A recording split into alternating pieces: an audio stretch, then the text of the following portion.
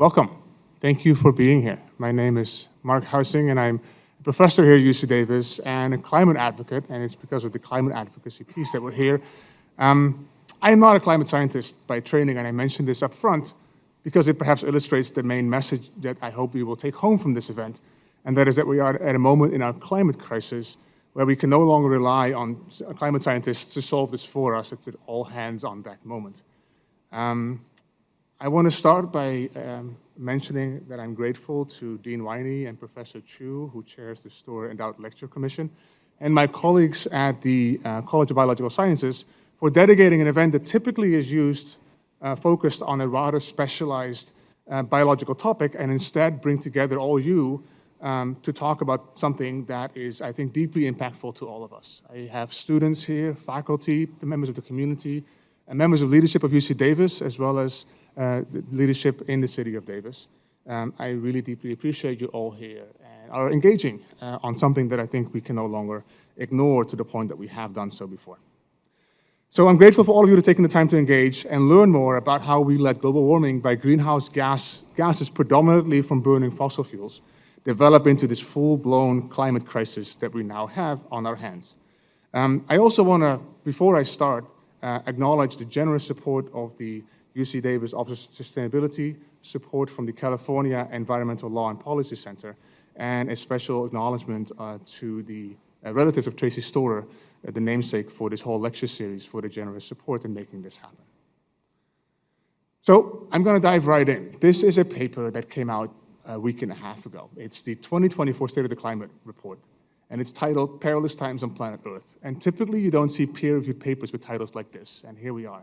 The author list here is a veritable who is who of climate science. Will Ripple is well known as the ecologist who documented the effect of the return of wolves in Yellowstone on the ecosystems there. Michael Mann gave us the hockey stick curve, that rapidly escalating temperature curve that we're all worried about. Tim Lenton has written a deeply impactful paper on climate tipping points. Johan Rockstrom, Stephen Ramsdorff, most of these people are well-known, really famous, really deepful, impactful climate scientists. So don't take it from me, take it from them when they say at the very first paragraph of their paper, we are at the brink of an irreversible climate disaster. This is a global emergency beyond any doubt. Much of the very fabric of life on Earth is imperiled. We are witnessing the grim reality of the forecasts as climate impacts escalate, bringing forth scenes of unprecedented disasters around the world and human and non-human suffering. Rapidly phasing down fossil fuels should be a top priority. In addition, pricing and reducing methane emissions is critical to effectively mitigate climate change. These are not words you typically would see in an academic paper. And they conclude, despite 6 IPCC reports, 28 COP meetings, hundreds of other reports, tens of thousands of scientific papers, the world has only made very minor headway on climate change, in part because of stiff resistance from those benefiting financially from the current fossil fuel-based system. We're currently heading in the wrong direction, and our increasing fossil fuel consumption and rising greenhouse gas emissions are driving us towards a climate catastrophe. And we fear, this is scientists speaking, we fear the danger of climate breakdown. The evidence we observe is both alarming and undeniable, but it is a very shock that drives us to action. And then a very important line, we recognize the profound urgency of addressing this global challenge, especially the horrific outlook for the world's poor. Those of you who might not yet realize, climate change is the mother of all DEI issues, and we talk about DEI on this campus a lot. And I need you to understand that this is not something that is affecting people in this room, the older people in this room, today as much as it has already affected and will affect many more people who don't have the privilege of people such as myself. So what did fossil fuel companies know, and when did they know it? This is a piece from a now public but long-time confidential document from then Royal Dutch Shell. I'm Dutch, so I feel like I can lead with the Dutch oil company setting a not so nice example. Back in 1989, in a confidential internal document, they described what would happen to the weather. This climate change, there would be more violent weather, more storms, more droughts, more deluges, mean sea level rise at least 30 centimeters, agricultural patterns would most dramatically be changed, and something as simple as a moderate change in rainfall pattern would make it for many species so they can't adopt. That's in 1989, and we're seeing the consequences now. This is supposedly climate haven, Asheville, North Carolina, flooded by Helene. $110 billion of damage and counting. And if you look more globally at the NOAA data, they document very clearly that these types of really costly climate events are not restricted. They actually are escalating rapidly. And guess who is paying the bill for that, for those disasters? That's us. There is very few of this damage that was insured. The rest of it will go to FEMA, which effectively means the US taxpayer is on the hook as long as they can afford it. And even if we were to stop adding more greenhouse gas emissions today, the estimated global loss of income, the financial cost of this, of the damage we've already caused, would amount to 19% of GDP by 2050, and that's according to this paper in Nature that came out last year. They went on in that same document to say, under a scenario that is described as business as usual, they call this global mercantilism. They say Africans would push into Europe, Chinese into the Soviet Union, Latins into the United States, Indonesians into Australia. Boundaries would count for little, overwhelmed by the numbers, conflicts would abound, civilization could prove a fragile thing. Fossil fuel companies knew. And just for a moment, recognize that they are not saying Africans would be pushed into. No, they use the active tense. They're blaming it on the people who are displaced by climate change that they are causing. So, 1989, Shell knew. What did they do? Here's their emissions data. In 89, did they rapidly phase down fossil fuels? No. They continued to extract fossil fuels so they could make a profit. Many, many years later, the Dutch Army of Environmental Defense Funds did something that everybody thought was crazy, and they sued Shell. 17,300 and something people individually were co-plaintiffs in taking Shell to court for the damages that they caused because they knew. And they won in 2021. And the appeal to this case, the final appeal to this case, is going to get decided in the next month or so. Nobody thought they could win, and they won. And they won a judgment against Shell, that Shell is now responsible not just for the emissions of their operations, but also for the emissions of the fossil fuel that Shell's customers are paying. And it'll be very important to see if this holds up, but this example was unexpected, widely noted, and has led to additional lawsuits in California, in the state of New York, where many organizations are now taking fossil fuel companies to court. And they're not stopping at fossil fuel companies. They're litigating the banks that make this possible, insurance companies, PR firms. So I think this has opened the floodgates into trying to recoup some of the damages that have been perpetrated by some of these companies. Now back to the title of this event. I have taken the title of this event directly from a joint staff report that was published earlier this year. Geoffrey Supran actually was an expert witness for that report. And that report was written by some talented, really excellent investigators working for Sheldon Whitehouse, the chair of the Senate Budget Committee, and Jamie Raskin, the ranking member of the House Oversight Committee. And I've received their permission to use their title in the title for today's event.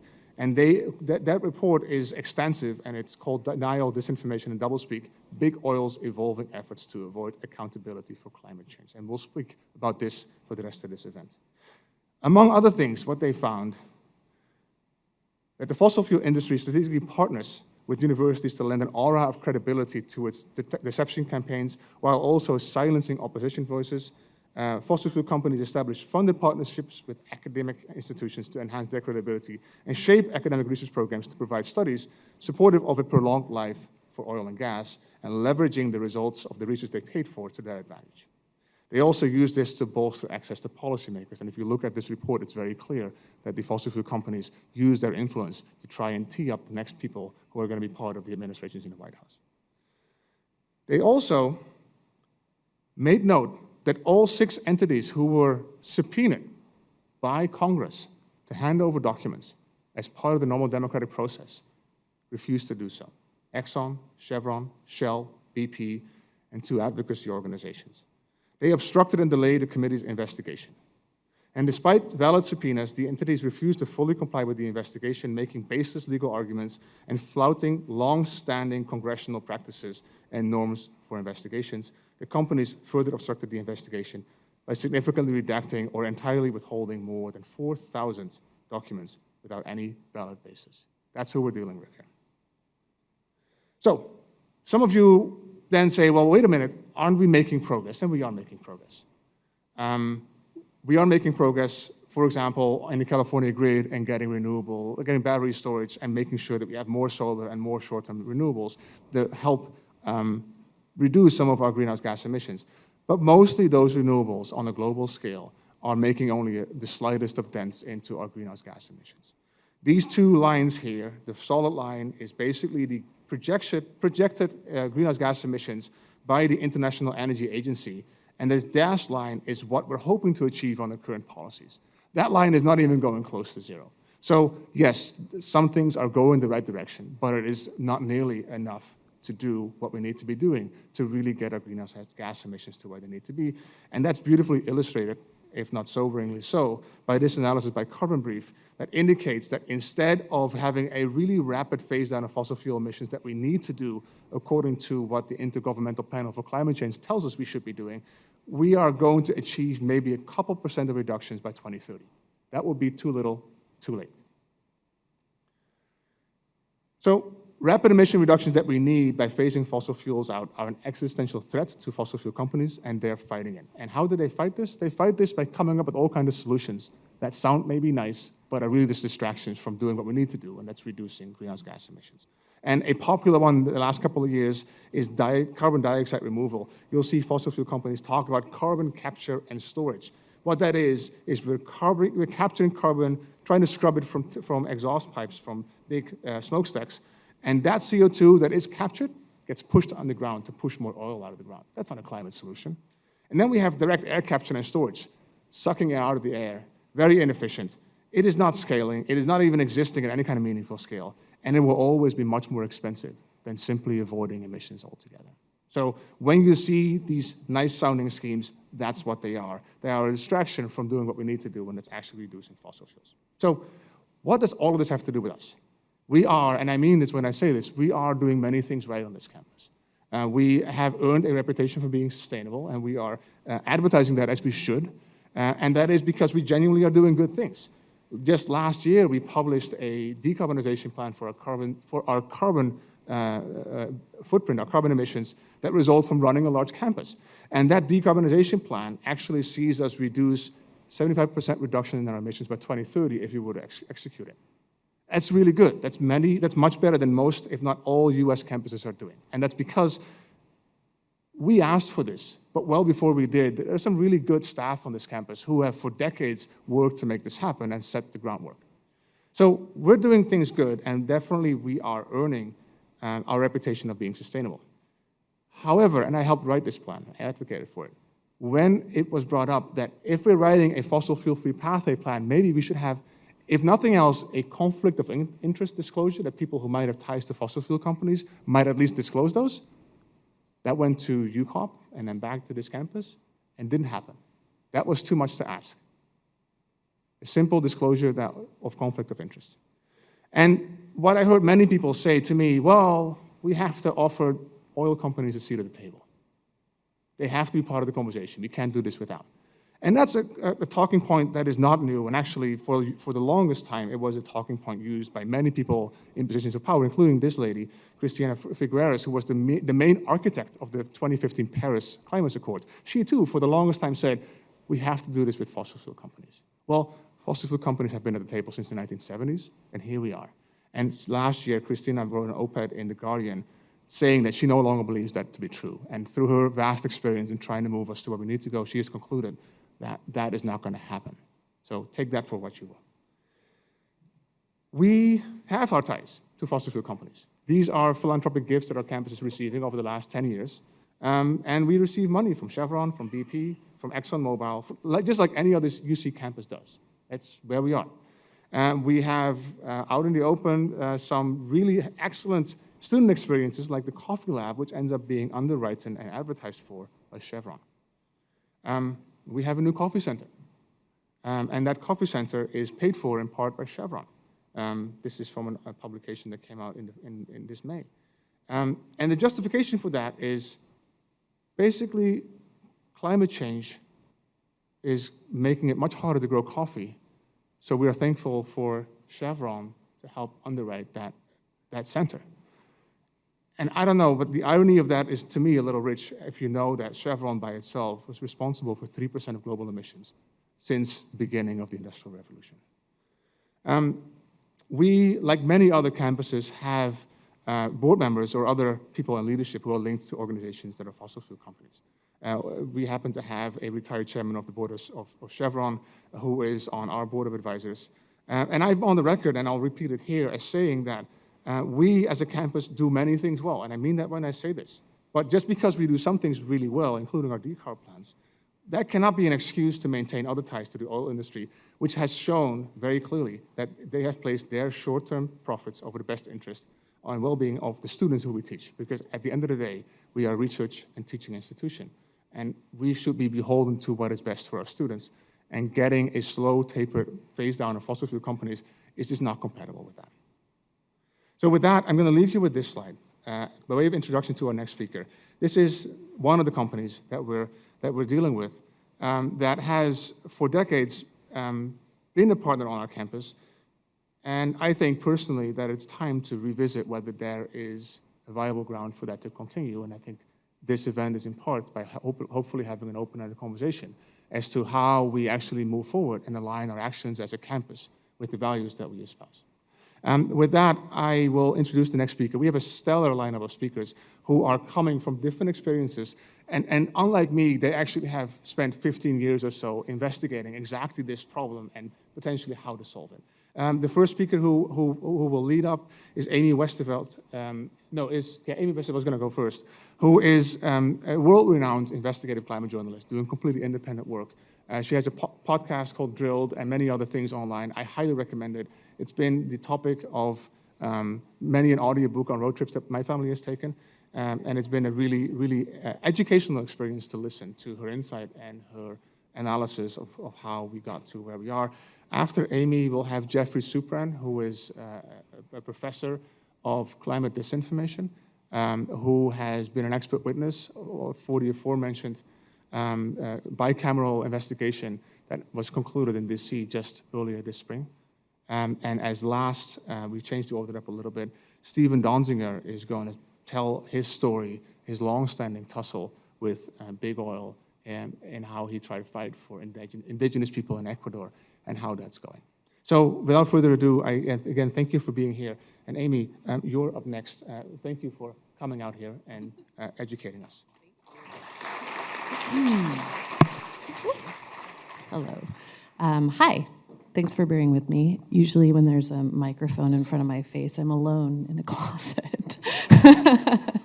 All right, so Mark talked about what the oil companies have been getting up to, and I'm going to talk a little bit about how that happened and how it's kind of still happening, because I think there's a little bit of a tendency when we talk about this stuff to see it as something that happened in the past, like, oh, they misled everyone about climate change and that was bad, but that was the 70s and 80s. No, this is very much still happening today.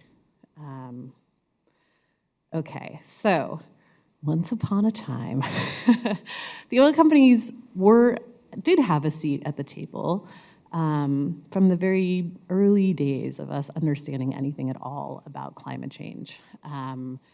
They did most of the initial research, Shell, Exxon, Chevron a little bit less because they were called different things back then.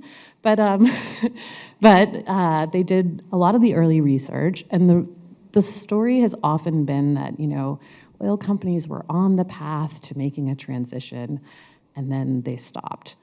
After looking at this for a long time, I don't think that's quite right. I think that they were involved very early on to make sure that they would be able to influence regulation if it ever came about. A lot of that started with ExxonMobil. At the time, they were just Exxon, whose scientists did a lot of the early climate research, including this guy, Ed Garvey, who hopefully you're going to hear from if I can get this to work. No. All right. Well, anyway, I can summarize what he says. Let's see. In the early 70s, you had a lot of things going on in the energy industry, right? You had the OPEC oil embargo. You had a lot less land and offshore space. Scientists in the world, it was really, really a heady time. I mean, I was just fresh out of college, and all the old work of always PhDs. You know, we're all talking about the research on this, the research on that. It was a very exciting time. Okay, that was Ed Garvey. He was a young postdoc in the 70s, and his job at Exxon was to take measurements on what they called the Tanker Project. So this was the Keeling curve had been collecting climate data, right? And there was a lot of uncertainty about exactly how the oceans would or would not absorb CO2 or off-gas it. They weren't sure how that was going to work. So he was out on a tanker ship, an oil tanker, collecting data on exactly how this might work. And this was part of several different studies that Exxon was doing at the time to really be a part of understanding this problem and understanding how it might impact the industry. Ed and several other Exxon scientists I spoke with described it as the Bell Labs of energy. So it wasn't just researching climate change, it was also looking into solar and nuclear and lithium batteries and kind of all of the spectrum of alternative energy options as well. Sorry. And they were quite good at predicting exactly where we would be today. Here's another of the Exxon scientists testifying at a hearing that was in 2019, I think, talking about some of those predictions and how they've panned out. Dr. Hoffert, your work with Exxon was focused on the carbon cycle and climate modeling. I have a slide up here. Are you familiar with this graph from 1982? I believe I am, but I'll just show the graph. Yeah, that is a calculation. I'm not sure who specifically to attribute it to. It could have been done by either of the researchers I was working with. Can you briefly explain what it shows? Sure. What it shows is a projection into the future of carbon dioxide levels and climate change associated with those carbon dioxide levels coming from fossil fuels. I don't have time for a detailed explain, right, but that's it. Briefly. And it's a very accurate representation of what today's climate change actually is. So this was a model from 1982 with startlingly accurate projections into the present That's day. correct. The orange line shows the actual level of carbon dioxide in the atmosphere through this year. And the blue line shows the actual average temperature change. So in 1982, Exxon accurately, 1982, 7 years before I was even born, Exxon accurately predicted that by this year, 2019, the Earth would hit a carbon dioxide concentration of 415 parts per million and a temperature increase of 1 degree Celsius. Dr. Hoffert, is that correct? We were excellent scientists. Yes, you were. Yes, you are.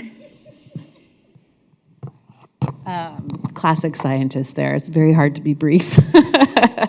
So Marty Hoffert is, one of the best-known climate scientists in the world, I would say, and he worked consulting for Exxon for about 20 years, from the 70s to the early 90s. And at a certain point, he left because he saw the company really starting to shift its approach on climate. And he talked to me a little bit about that. I'm going to play that now, too. I am not sure if I quit or was fired.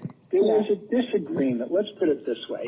There was a disagreement. When I first started working with Exxon, I was pretty idealistic. I thought that if Exxon actually had the information on climate change and was up to speed with the researchers, and the only way that that could happen would be to publish papers in the peer-reviewed literature. So I kind of insisted on that as a condition of my consulting. And we did publish papers, and they did develop a certain expertise. So, but my thought was that based on that, since we were in the research division of Exxon, the company was called Exxon Research and Engineering, and then it was ExxonMobil Research and Engineering, that this would inform the management of directions that the company should go in. And I thought they should pursue alternative energy. And I thought that they would. That didn't happen. They actually hired, it was probably not the same people who hired us. The people who hired me were in the research division. I have a feeling the other guys were in public relations. and they were funding climate change deniers. First of all, I was frankly pissed that they were funding these climate change deniers because I didn't think they had the credentials of scientists. None of these people had published peer-reviewed journal articles on climate science, whereas we had. So there was an asymmetry here. I mean, I can understand that companies want to put the nicest face on these things, so that will have the least impact on their bottom line. But I didn't think that was a good thing for them to do. I am not sure if I quit or. Sorry. So that's super relevant to what Mark was talking about with the university stuff, because Marty Hofert was at NYU that whole time. He was in charge of their research on climate change as well, and he felt like he should be collaborating with the scientists who were at Exxon Research and Engineering to make sure that everyone was on the same page and had access to the same information, and then eventually saw what was being done with that information was not actually leading to solving the problem, it was leading to undermining regulation. When I started looking into that, initially I thought, I want to understand how this happened. And then once I talked to all the scientists and followed that history, I thought, like, this is not a brilliant strategy. Just saying, nuh-uh, is not like a genius plan. So how did such a dumb strategy work so quickly? Because it did. It worked in about 10 years to decrease the percentage of Americans who felt like we needed to act on this problem from around 70% to well under 50%. And that's incredible progress for anyone who's trying to move people on an issue, to get it done that much and that quickly. So how did that work? And what I found was that there was a lot of work done before climate change was even an issue to really shape how people thought about the environment, energy, the economy, all of like the context that we would eventually encounter this problem in. Oops. There's been a lot of focus on disinformation recently, which, excuse me, I like to think of as information pollution, because the disinformation piece that people focus on is like a misleading message or, suppressing science or spinning it, when in reality what we're dealing with is a very polluted information ecosystem, and the building blocks of information have been severely warped. And we're talking, yes, university research, but also lots of other ways that people come to understand a problem and also the possible solutions to that problem. So that's what I started looking into, is like, how did this all get shaped in such a way that, again, something like climate denial would work so well? The information ecosystem is polluted. Yes, it's very polluted. These are sort of what I think of as like the enablers of information pollution. And you will see that universities are on there as well, which is a hard, pill to swallow for people, but we're going to talk about why. But first, public relations. So the PR industry, I think, people talk about big oil's complicity in where we're at with climate. I would argue that the PR industry maybe holds even more responsibility. They are the disinformation industry, really. That's what they do for most corporate interests. And a lot of times when we talk about PR, people think of this very tiny piece of it that we see above the surface. So it's media relations, it's hosting press conferences and sending out press releases and maybe getting their, a company's executives interviewed and things like that. Yes, they do those things. That is not what they make the bulk of their money doing. Most of it is around these influencer strategies, which predates social media, but yes, now includes social media. But influencer strategies were in existence long before Facebook. It's putting your client in the same room as influential people. It's getting them on a panel with people who are doing important work so that they're associated with that. It's making sure that they're at the right parties. In some cases, I've seen people actually set up kind of photo bombing situations where someone's just like, oh, it looks like they're there with whoever, and they just happen to kind of pose at the right time.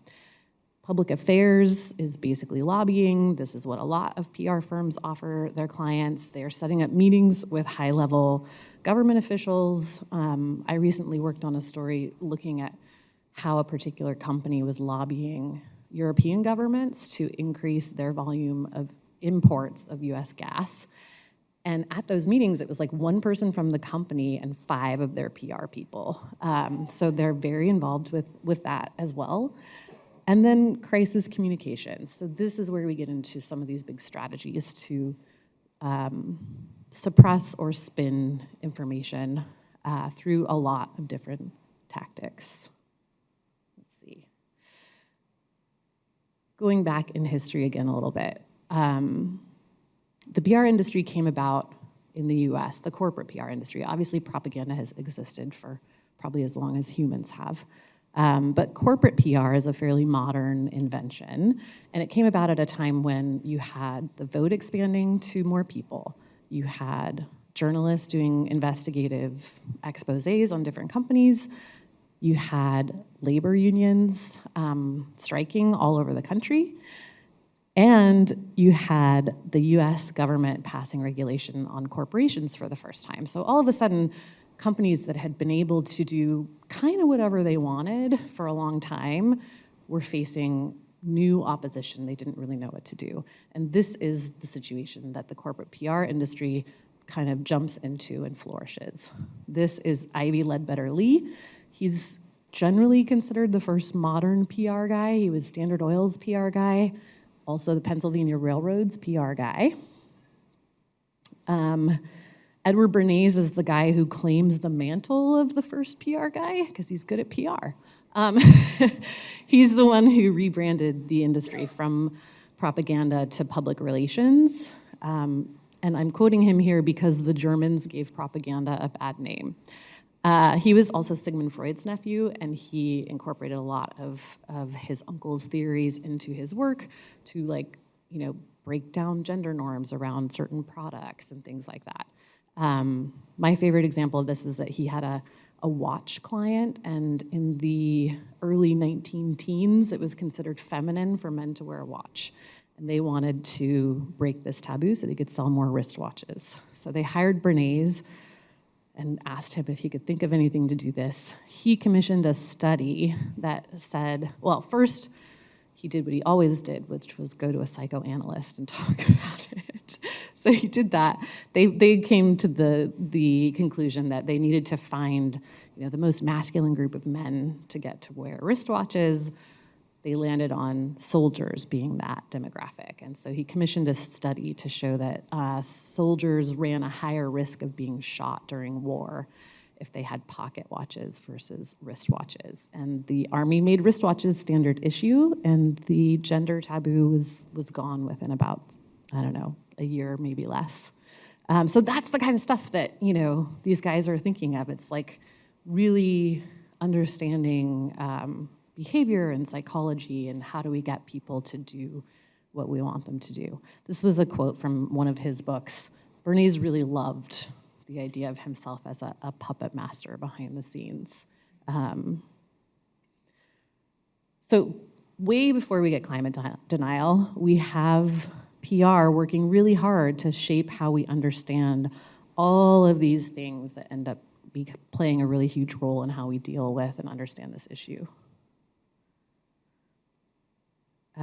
And again, yes, there were scientists who were hired to say that the science on climate was inconclusive, we don't know enough to act, all of this stuff. And mostly that gets laid at the feet of the tobacco industry, because the tobacco industry did that as well. I would say it's the PR industry. They're the ones that came up with the fake expert, well, real experts, but doing not so great work on behalf of companies. And again, Ivy Lee did it. In 1913, he was working for Pennsylvania Railroad. They were facing some new regulations, and he started a whole, what he called the Bureau of Railway Economics, where he commissioned economists to do studies on how the regulation would make everything more expensive for everyone. He gave these to the press. He actually even put them on seats on trains and like left them around train stations and things to try to really shape how people would view this regulation. Bernays did it too. He liked to hire doctors to say that certain products were healthy or not healthy, and then send the results of that study out to media. So this was it's been happening for a really long time. In the 80s and 90s, again, it was PR companies that helped to really push this idea to block climate action, which turned to this. So you have, in the 80s, quite a bit of momentum around acting on climate, including from Exxon, into this by the early 90s. You've got, this massive amount of advertising casting doubt on the science. Bush backpedals very quickly going into the Rio Earth Summit, and by 2007, there is a war on global warming that did not exist a decade earlier. Okay, moving on from the PR industry, management consultancies also play a huge role in shaping information. Who are they and what do they do? These are like the ones that work the most with the fossil fuel industry. They do a lot of thought leadership. Obviously, they do accounting, research and analysis, and strategy for local and national governments, trade groups, and corporations. The role that the management consultancies play is very interesting because it's twofold. One, they are sort of a link between corporations and government. So the reason McKinsey got pulled into a lot of the opioid litigation, for example, is that they were passing information between the FDA and the pharmaceutical companies. The pharmaceutical companies aren't supposed to be talking directly to the FDA, but they were through McKinsey.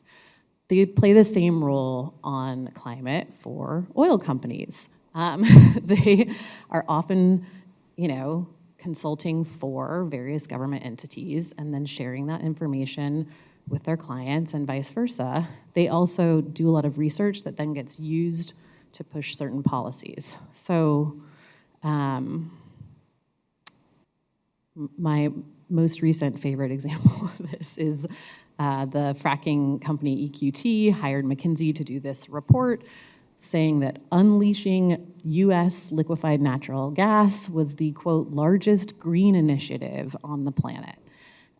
They then also hired McKinsey to represent them at COP28 last year, where they hosted a bunch of events on sustainability that featured the EQT CEO pushing this message. They also were giving sort of informal advice to the COP organizers, and a news story came out around that time saying that of all the consultants, McKinsey was really pushing for the negotiations to be watered down, for the climate ask to be weaker than what they started out as. So, think tanks. I don't know, I have to, maybe this is controversial, but I don't think think tanks should actually exist. There's not really any need for them. The only reason that they exist is to do somewhat credible looking research that can be used to push policy and to accomplish something called the Overton window effect, which actually we were talking about with students earlier, which is, floating a kind of radical idea so that when the slightly more moderate idea comes around, it seems very not radical at all. So it's socializing new ideas, right? A lot of the think tanks in the US, but also the UK, Australia, Latin America, have been super involved, for example, in crafting the policies that have cracked down on climate protests. So in the UK and in Latin America and Australia and the US, it was all conservative think tanks that helped to actually draft the sample legislation that then became real legislation that increased fines and jail time for climate protesters. That's just one example. They don't only, craft legislation, but they do often write sample legislation, amicus briefs in litigation, all of these kinds of things. which brings us to universities. So, who are they and what do they do? No, we know who they are. This is a very small sampling of universities that have very big ties to the fossil fuel industry in particular. And what the fossil fuel industry is paying for when they fund research at universities is often relationships with people who will go on to work in administrations, research that they can point to justify particular policy proposals, and what I have taken to calling pre-lobbying. So it's really like laying the groundwork to be able to lobby officials on certain things. These are several examples. I'm going to talk about one in a little bit more detail. The MIT Energy Initiative, I think, is a really good example of how this works.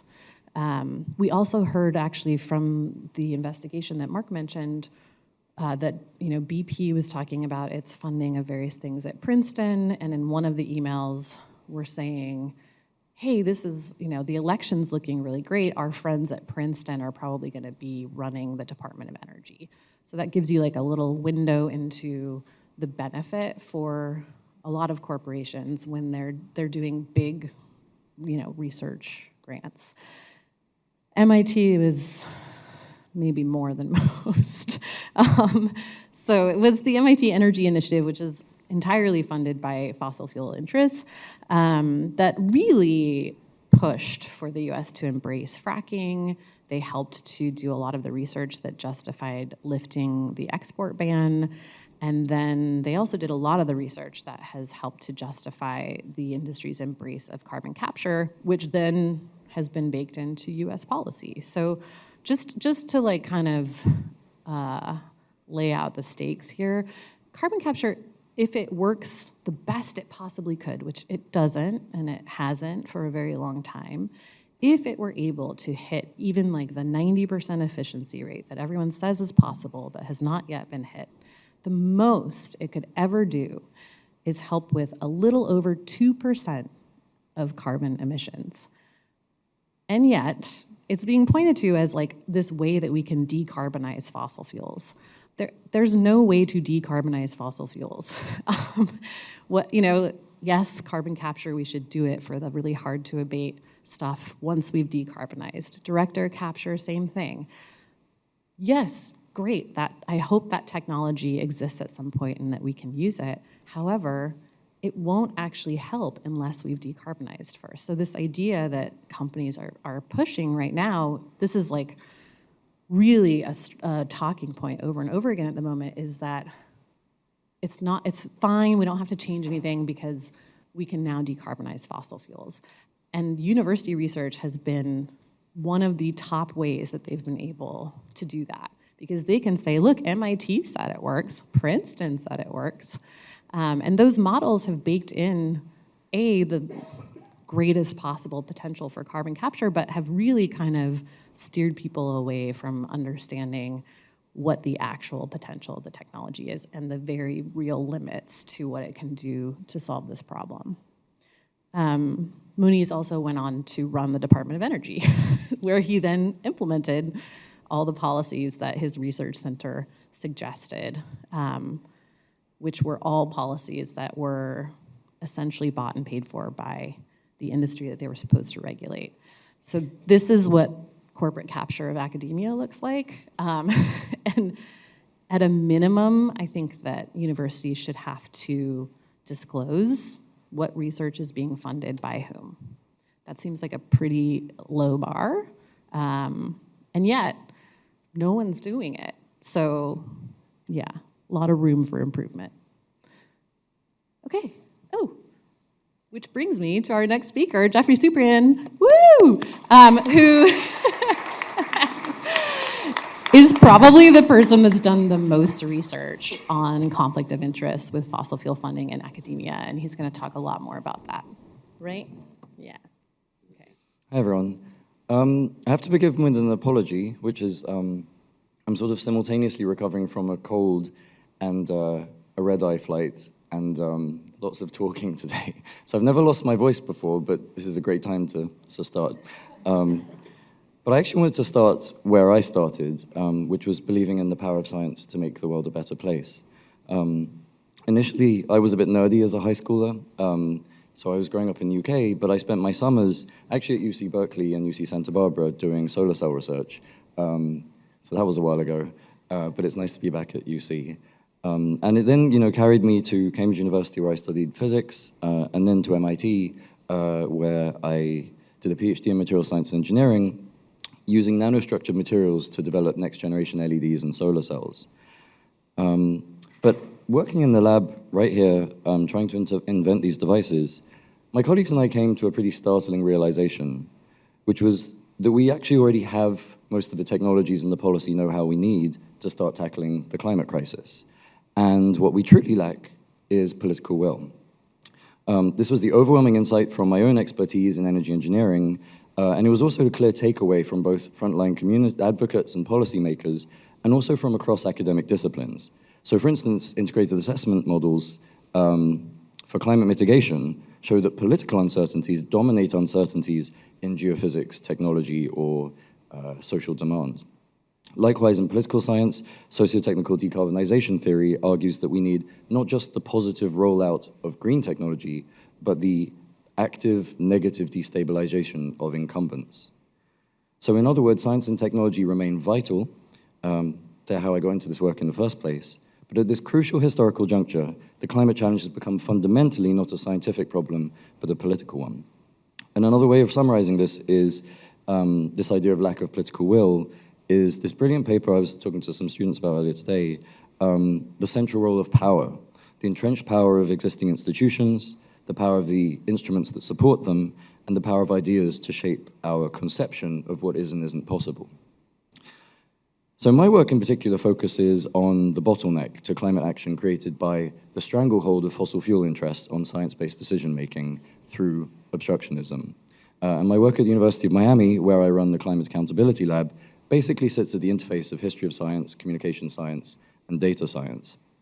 And to date, a lot of my work has focused on the history of outright denial that Amy began by talking to us about. And I thought I'd give you a very brief touch on that and then connect the dots to the focus of my talk.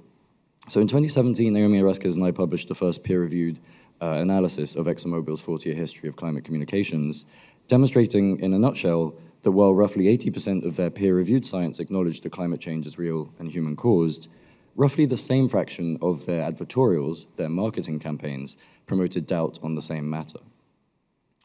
In another paper last year, we used statistical methods to test the climate predictions of Exxon scientists decades ago.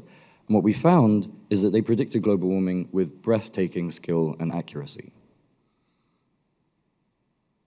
And this outright denial is summed up by the leaked tobacco industry mantra, which is doubt is our product. And that doubt is generally underpinned by three key narratives, namely that it's not happening, it's not us, it's not serious, and it's too hard.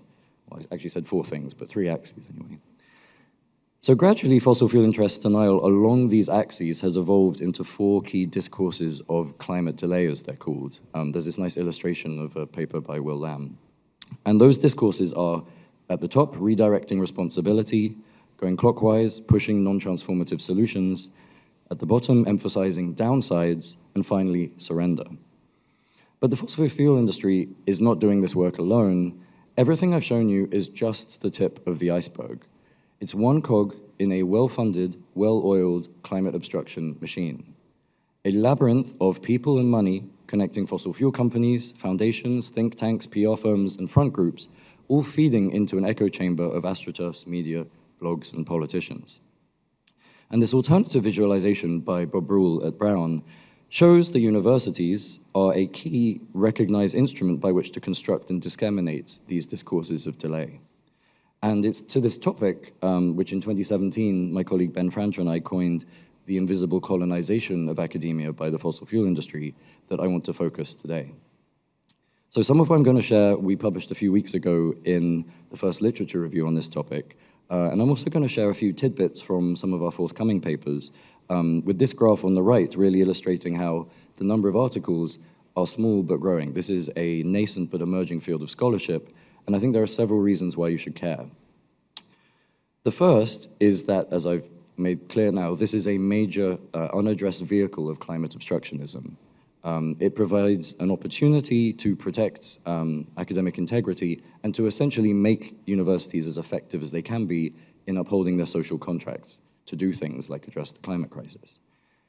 It represents the shift from denial to delay, so it's right at the core of how this problem presents now.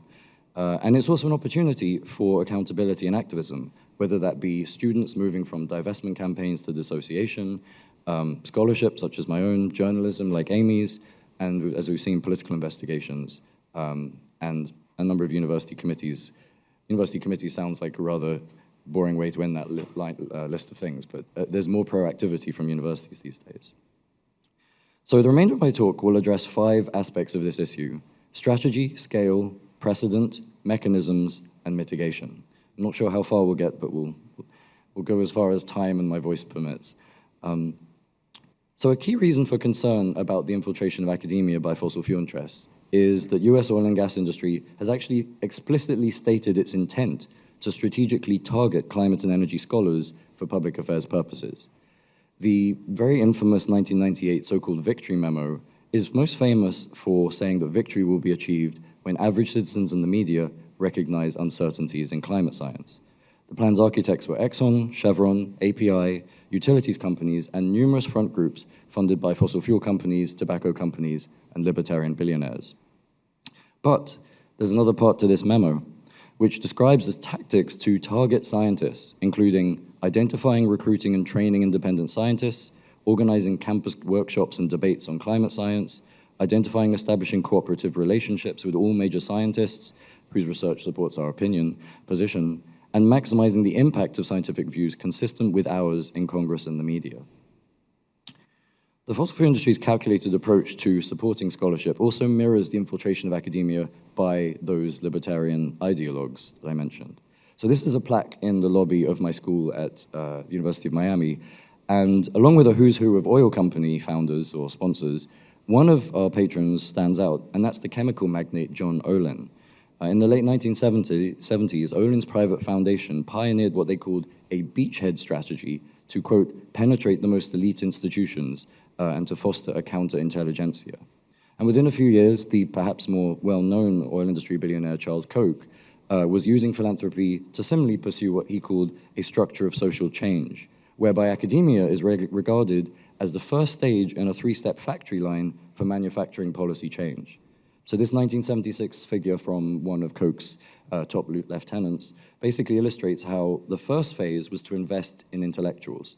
The second involved investing in think tanks that would translate ideas into policy, and then the third required the promotion and funding of activists to pressure elected officials. In fact, from at least the 1970s, many regulated industries saw academic funding as a central strategy for influencing expert opinion. This is a 1978 handbook for such industries, and it presented co-opting the experts as a key recommendation. So it says, well, the most interesting part for me is, this activity requires a modicum of finesse. It must not be too blatant, for the experts themselves must not recognize that they have lost their objectivity and freedom of action. So this is a timeline of obstruction from, again, Bob Rule at Brown, illustrating how infiltration of academia is very much the long game. Michael Joyce, he was a senior official at the Olin Foundation. He called the importance of these dense networks over a long period the wine collection effect. And fossil fuel interests are very much still at it. As Amy mentioned, this spring at the Senate hearing I testified at, one of the most explosive documents was this confidential 2018 BP strategy memo that recommended a $1.1 million per year campaign that included funding white papers from Princeton University and Imperial College, quote, highlighting the role of gas as a friend to renewables. One of BP's spreadsheets actually rates and ranks universities like Princeton, Harvard, and Tufts in terms of how their research plans fit their so-called strategic priorities, things like a shift to gas. The second reason that we should probably care about this is that it's very vast, and it's almost basically sort of unknown, the actual scale of this problem. So here are a few examples. In 2019, Exxon alone reported partnerships with over 80 universities. Chevron discloses partnerships with roughly a dozen. BP is the sole sponsor of Princeton's largest and longest-term partnership. Shell works with 9 departments at Imperial College, and between 2006 and 2017, API channeled money to at least 30 colleges and universities. In dollar terms, from 2009 to 2019, the Koch Foundation distributed about $500 million to 550 universities. From 2000 to 2010, Jennifer Washburn identified 55 of these alliances worth about $1.3 to $2.2 billion over 10 years. Students have identified hundreds of millions more in recent donations, and to bring it home, UC Davis was the second highest recipient of money from the American Petroleum Institute between 2006 and 17. The third reason for alarm about the fossil industry's ties to academia is that many experts already regard it to be among those corporate sectors, alongside tobacco, pharmaceuticals, chemicals, junk food, lead, alcohol, asbestos, and so on, that already are seeking to influence science and its use in policy. By the way, I was very proud of this AI-generated graphic I made. So I hope you enjoy it too. So for instance, the tobacco industry basically invented the modern problem of conflicts of interest in the 40s and 50s with the goal of disrupting the normative process of knowledge production in our society, including by way of this aptly named White Coat project. It's been shown, for instance, that tobacco industry-sponsored papers more frequently find no harm of smoking, and they are more cited than independent ones. And similarly, in the case of pharmaceuticals, the funding effect has been so clearly and repeatedly demonstrated that it's now considered just beyond debate. For instance, it's been shown that research sponsored by industry is 4 times more likely to yield pro-industry conclusions, and there's a dose-response relationship between the size of drug company payments and prescription practices. And similar findings have been made with, as I said, chemicals, food, and alcohol. So I'm going to spend the remainder of my time talking about mechanisms of influence. Basically, how fossil fuel industries' funding can distort science, but also undermine policy and diminish trust.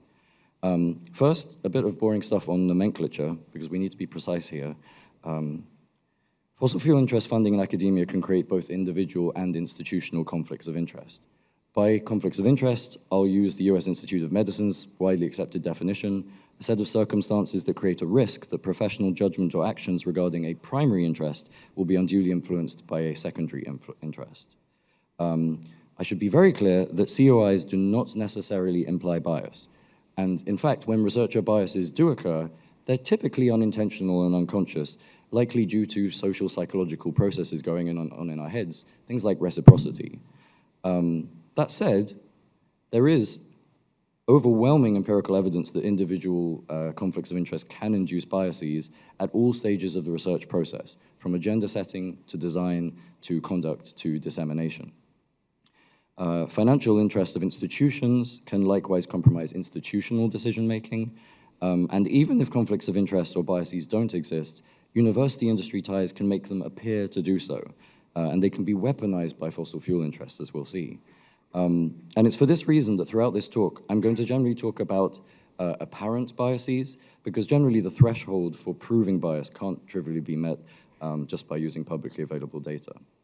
So in the following, I'm going to present a few examples of how this has happened, categorized into a typology that I've adapted from Legg's brilliant Science for Profit model published in 2021, which identifies ways in which corporations strategically influence science. The model works like this. So first, industry uses these 4 strategies to A, influence the conduct of science, B, influence the interpretation of science, C, influence the reach of science, and D, create industry policymaking environments, industry-friendly policymaking environments to receive that science. And then the overarching strategy, E, is to manufacture trust in industry and its science. These 5 strategies then work together to affect science by maximizing favorable science while minimizing unfavorable science. And that in turn yields the proximal outcomes of doubt, false solutions, and industry legitimacy. That generates distal outcomes of weakened policy, prevented litigation, and maximized use of industry products. And then the ultimate outcome right there at the bottom is maximized industry profits. So what I'm going to do is basically walk us through some of examples of how sort of meso and micro strategies behind those macro strategies A to E have presented themselves. So in 2012, for example, a professor at the University of Texas Energy Institute led a report finding, quote, little to no evidence of groundwater contamination due to hydraulic fracturing. He did not disclose that he had been paid $1.5 million as a board member of a natural gas company. This is an archetypal example of what some scholars and journalists have called fracademia. This isn't limited to just oil companies. According to internal University of California documents reviewed by both the New York Times and studied in the peer review literature by my colleagues at the University of Miami, Professor Frank Mitloner's group here at UC Davis, the Clear Center, receives a large proportion of its funding from animal agriculture industry donations and coordinates with a major livestock lobby group on messaging campaigns. In 2009, for instance, industry dubbed Professor Mitloner, quote, the scientist who debunked livestock's long shadow, for his and his colleagues' academic work, correctly, I should say, critiquing a UN report for the relative contribution of the US livestock industry to other markets and sectors. They did not, however, dispute the empirical evidence actually presented in the report, and they did not disclose the industry funding they'd received to conduct their study. The link between livestock and climate change was downplayed in the accompanying UC Davis press release titled Don't Blame Cows for Climate Change, in which Dr. Mitloner argued that we cannot reduce greenhouse gas production by consuming less meat and milk, claimed that their study didn't substantiate and that independent experts have taken issue with. And of course, an ensuing media cycle propagated this message, with CNN and Fox News and others both downplaying meat's climate contribution. I, of course, mention this with all due respect. It's difficult to come to an institution and be critical of it, but I think that it's important to be frank and honest, and I welcome discussion about this. So industry-funded research such as this tends to encourage discourses that redirect responsibility, so whataboutism, and emphasize the downsides of reduced fossil fuel production, for example, by appeals to social justice and well-being. Safe research can also frame industry and its products as part of the solution to climate change, such as the really highly influential 2011 report from MIT that Amy talked about, and thankfully, therefore, I don't need to. But basically, I think the extra point I'll make is that the headlines, the press releases from MIT that came out of this, were that natural gas can play a major role in greenhouse gas reduction. As Amy mentioned, there were massive conflicts of interest among many of the personnel involved in this report. I won't go into too many details. And it basically just played right into a marketing campaign that BP had been running in the years before that basically conflated natural gas and oil with renewables and that called natural gas a clean bridge fuel. And the oil industry continues to perpetuate this myth to this day, and we can actually see a through line of this narrative all the way through, for instance, to President Biden and Vice President Harris's recent remarks about climate change, the idea that we can do both in terms of producing more fossil fuels while addressing the climate crisis. This is scientifically meaningless, but it is sort of almost normalized by this kind of rhetoric. Another example is Imperial College London's Sustainable Gas Institute. It was founded in partnership with an organization, BG Group, that's now part of Shell, and it's funded by Shell, Energas, BP, Eni, ExxonMobil, and a bunch of others. The remainder of this talk, I'm going to say a lot of company names very quickly, because I think it's important for you to understand the scale of this, but apologies in advance. So one 2017 report from the Institute claimed that, it, quote, a greener gas grid could play an important role in decarbonizing the future energy system.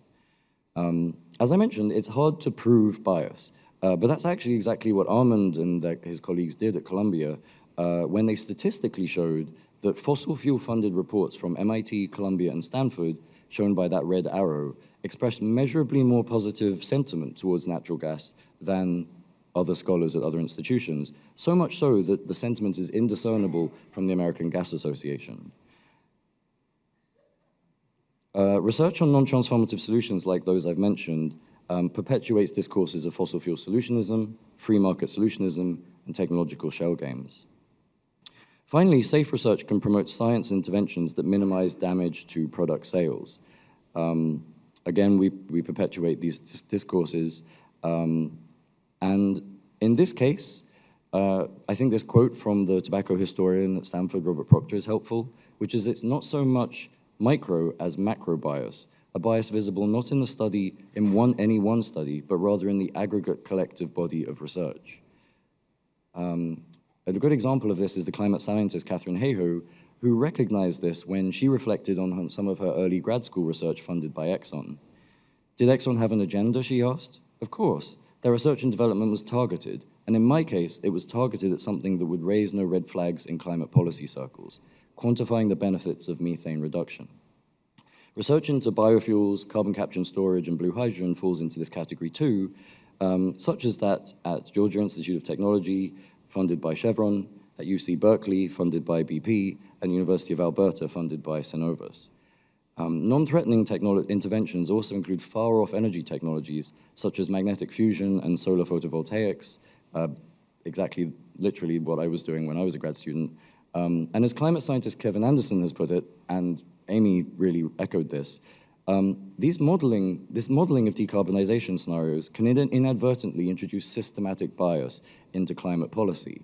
For instance, relying overly heavily on negative emissions technologies. And that's exactly the case with the Princeton report that I think Amy alluded to.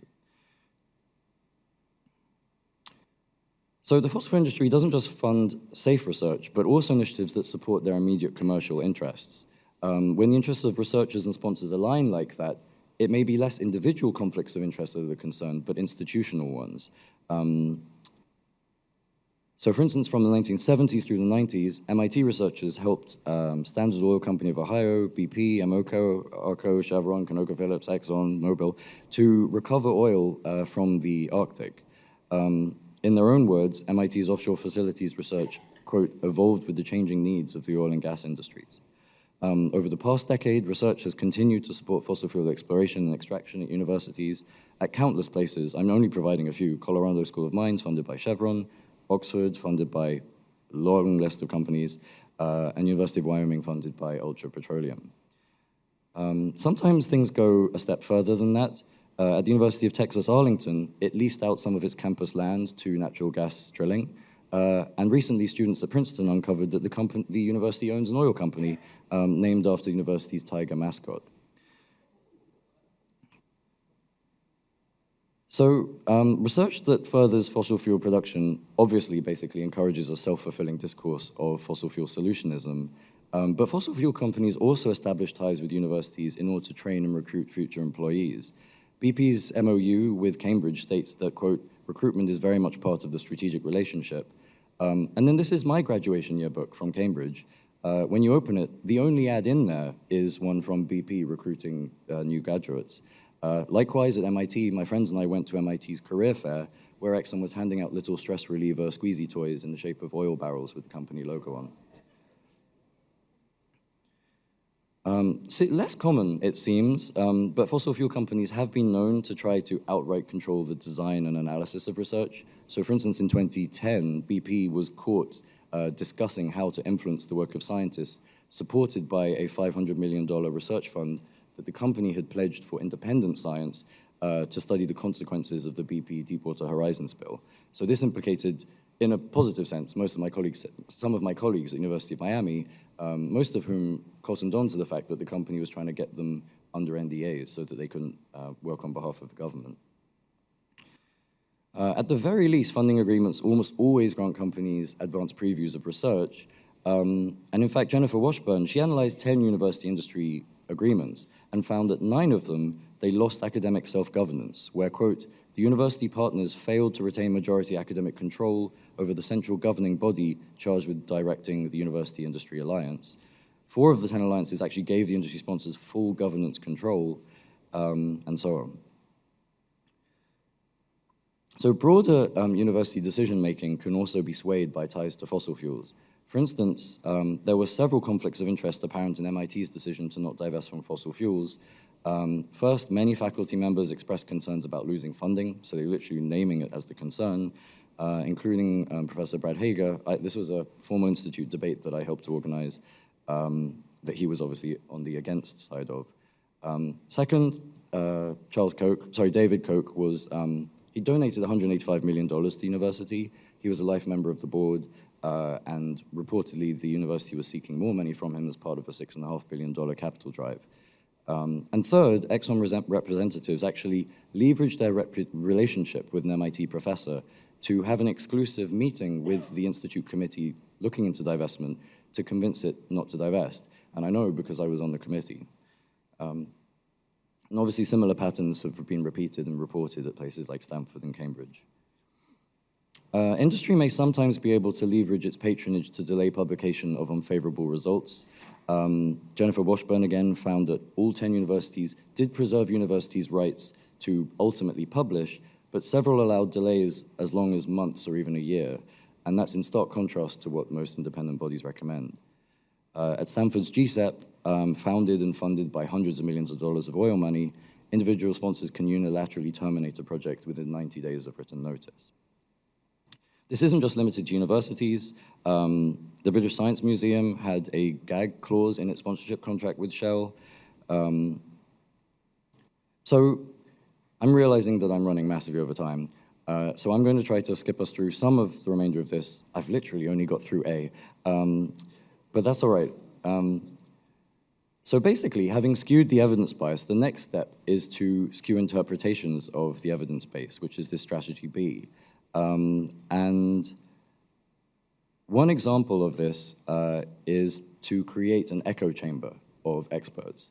One instance is these three professors who earned thousands of dollars from Peabody Coal to testify in court on behalf of the company against the proposal to raise the social cost of carbon in Minnesota. Willie Soon is perhaps the most notorious example of a climate-denying, non-climate scientist who was funded hundreds of thousands of dollars by the oil industry to promote outright climate denial that became really a champion of climate deniers in Congress and the media. Using education events to disseminate industry-favorable messages is another approach. My colleague Ben and I wrote about this in The Guardian. Basically, a film hosted at Harvard's Belfer Center, the Kennedy School. It was sponsored by Shell, it was produced by Shell, it was directed by a Shell affiliate, it was hosted by a school that had received millions of dollars from Shell, and the panel included a Shell executive. And so unsurprisingly, the film was called a Rational Middle Energy Series. It called natural gas clean, and it said that low carbon renewable energy is a very long time off. That's too much. Academic syllabi are often affected. This is a picture of an Exxon senior scientific advisor teaching an undergrad class at Princeton. I'll skip over D, which is basically creating a policy environment that is favorable. That's essentially lobbying. And go straight a little bit to E, which is to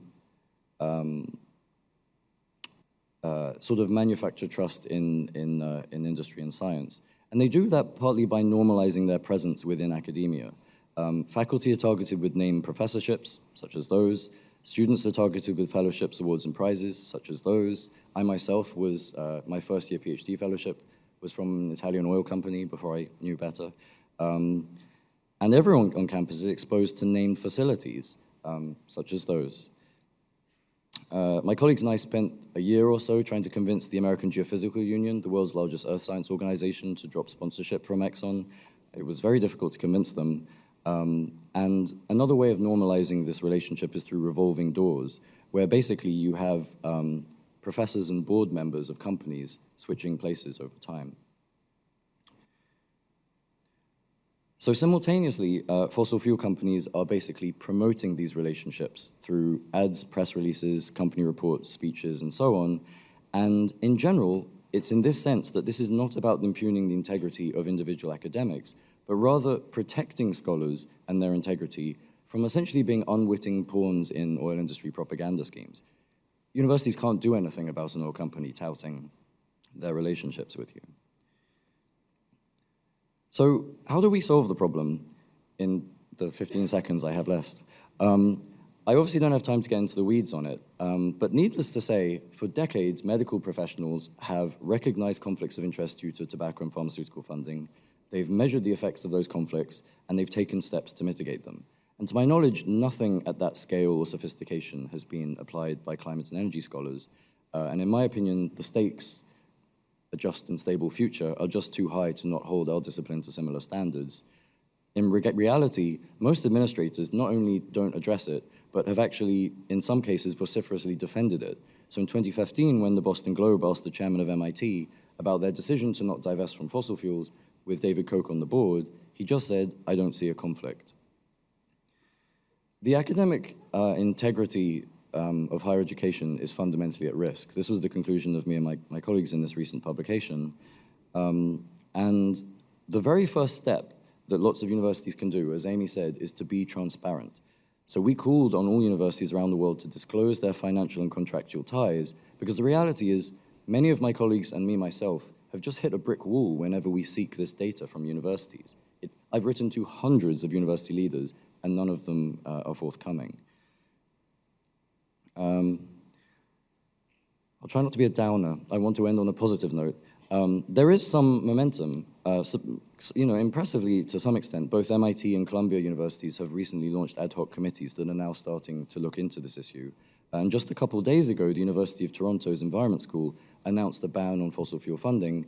Actually, it was just a couple of days after Princeton rolled back its commitment to dissociate from some oil companies. There's also loads of momentum in academia on this. The Climate Social Science Network has a whole working group on it that I'm part of, and I'm hiring. So if there are prospective students or research staff in the room, or if you know anyone, reach out, because this is an exciting area to be part of. The reality is most of what we know so far, and most of the progress we've made, has been led by students. And I see that as both very inspiring, but also something of a reminder that the rest of us have more work to do. And with that, I want to leave you with two thoughts. The first, from journalist Paul Thacker, is that it's time for scientists to stop being unscientific about the science of conflicts of interest. There is a massive literature on this topic, and university leaders ignoring it isn't good enough. And second, to quote from our recent paper, scholars also have an opportunity to go further than research, to communicate their findings widely, to advocate for the policy implications of their work, and to support others in doing so. So with that, I'd like to acknowledge these organizations for sponsoring my research. It would be embarrassing if I didn't. The student-led Campus Climate Network, whose advisory board I sit on, and you, of course, for your attention. And with that, I'll hand you over to Stephen. Thank you.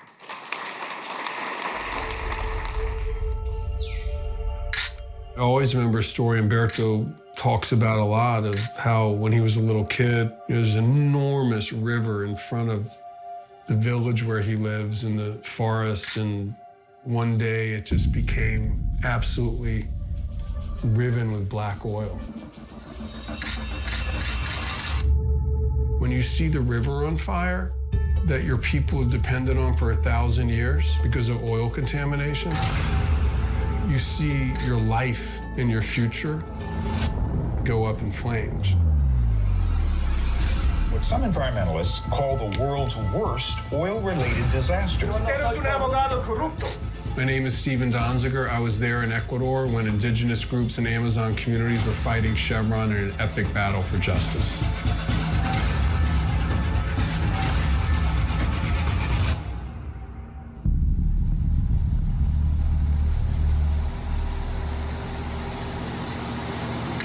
My first trip to Ecuador was in April of 1993. I went down with some lawyers and scientists to investigate reports that Texaco had dumped literally billions of gallons of toxic oil waste into the pristine Amazon rainforest where indigenous groups live.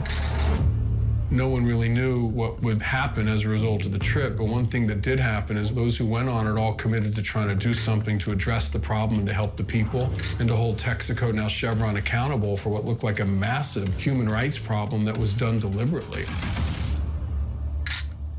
On my first trip, I was shocked by what we found. I expected to see pollution. I was shocked by the extent of it. Massive pools of oil, literally thousands of them all over the rainforest. The oil was on their clothes, it was in the air they breathed, it was in the food they ate, it was in the water that they drank. It was an apocalyptic nightmare.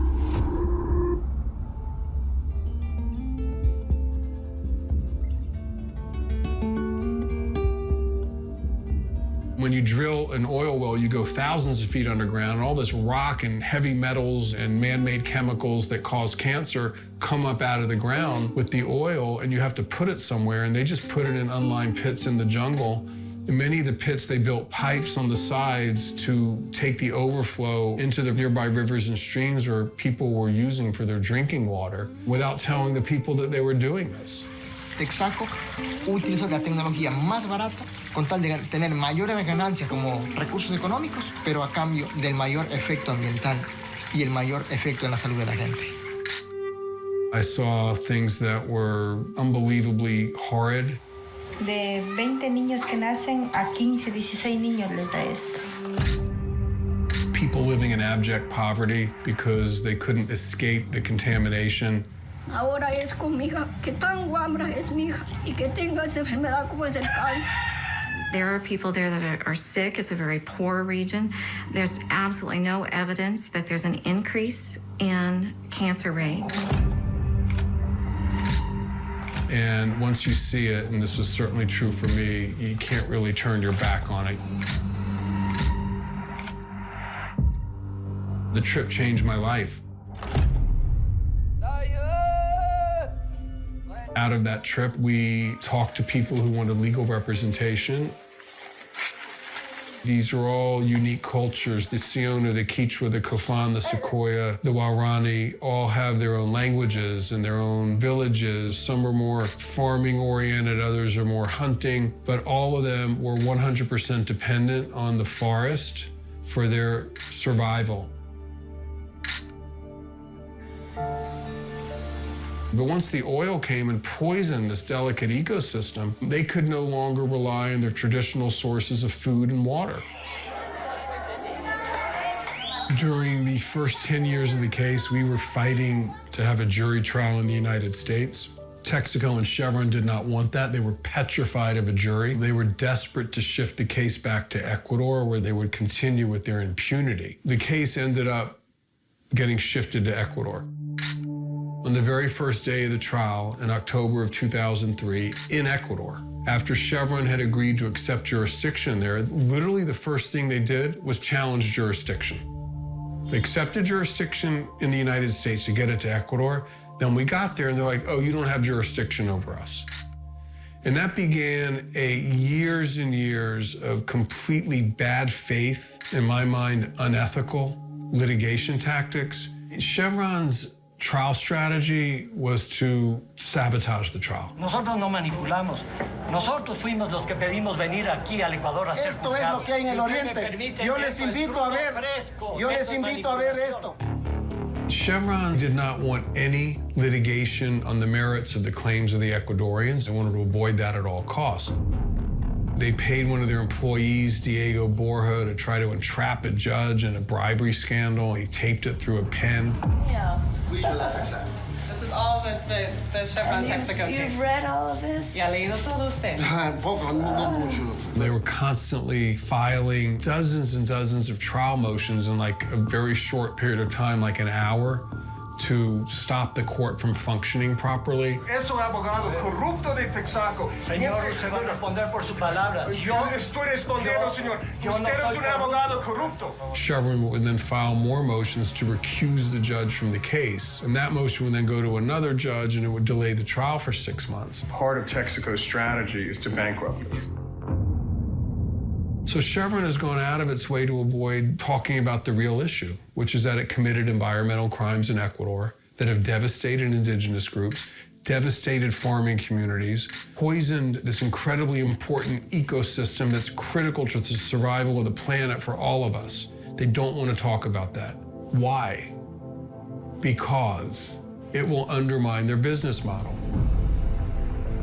Chevron and other fossil fuel companies like to go into areas, take out the oil, get all the profits they can, and leave behind massive pollution that the public or the area communities have to pay. They report these enormous profits, but we, meaning the people, are actually subsidizing them because we're paying the cost for their pollution while they get the profits.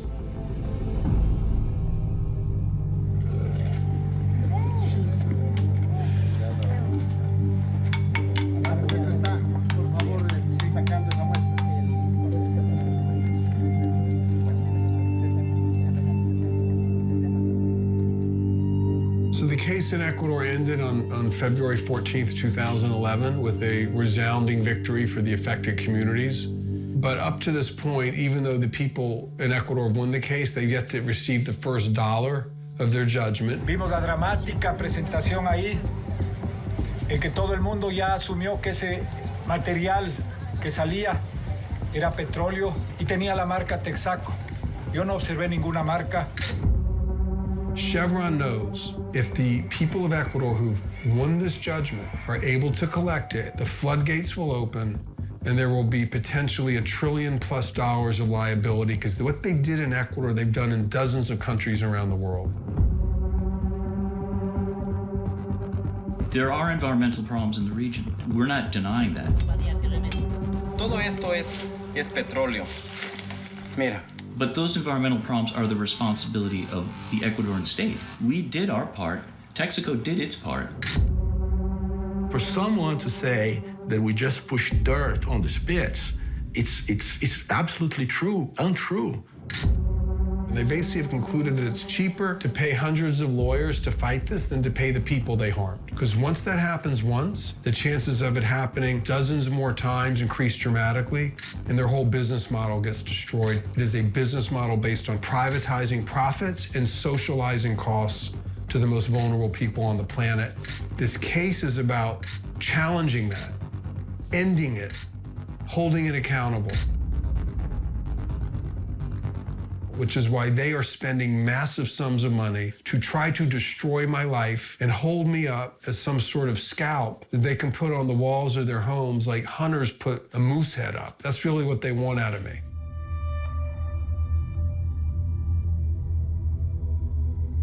I am a human rights lawyer, detained in the United States of America on bogus charges to help a U.S. company evade a $10 billion environmental liability owed to the most vulnerable indigenous groups in the Amazon. So what's the point of this other than to punish me for my successful human rights advocacy for the people of Ecuador?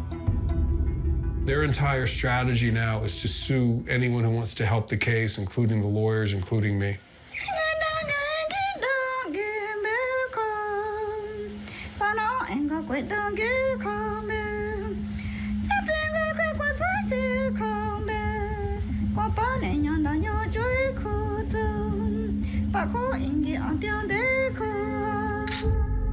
You know, I think there's a larger lesson to be learned from this experience.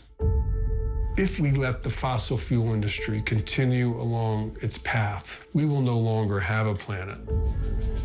And, you know, you can look at this as, oh, there's this pollution and they sued and there's all this litigation. Or you can look at it as the first step of a new way of thinking. The idea that you can leverage resources such that communities understand that they have the power to form alliances around the world to hold the perpetrators of these environmental crimes and human rights violations fully accountable, such that they stop doing it. We will have a better world. And like, it's important not to get distracted by what's happening to any one individual, in this case me, because I'm in a difficult situation. It's important to understand that and to help me and to protect me and others like me.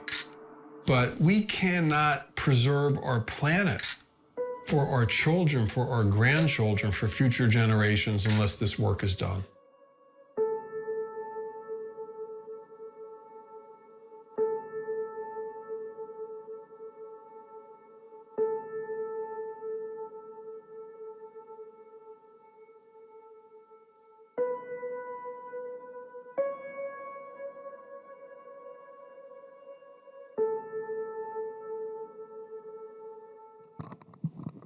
Thank you for that.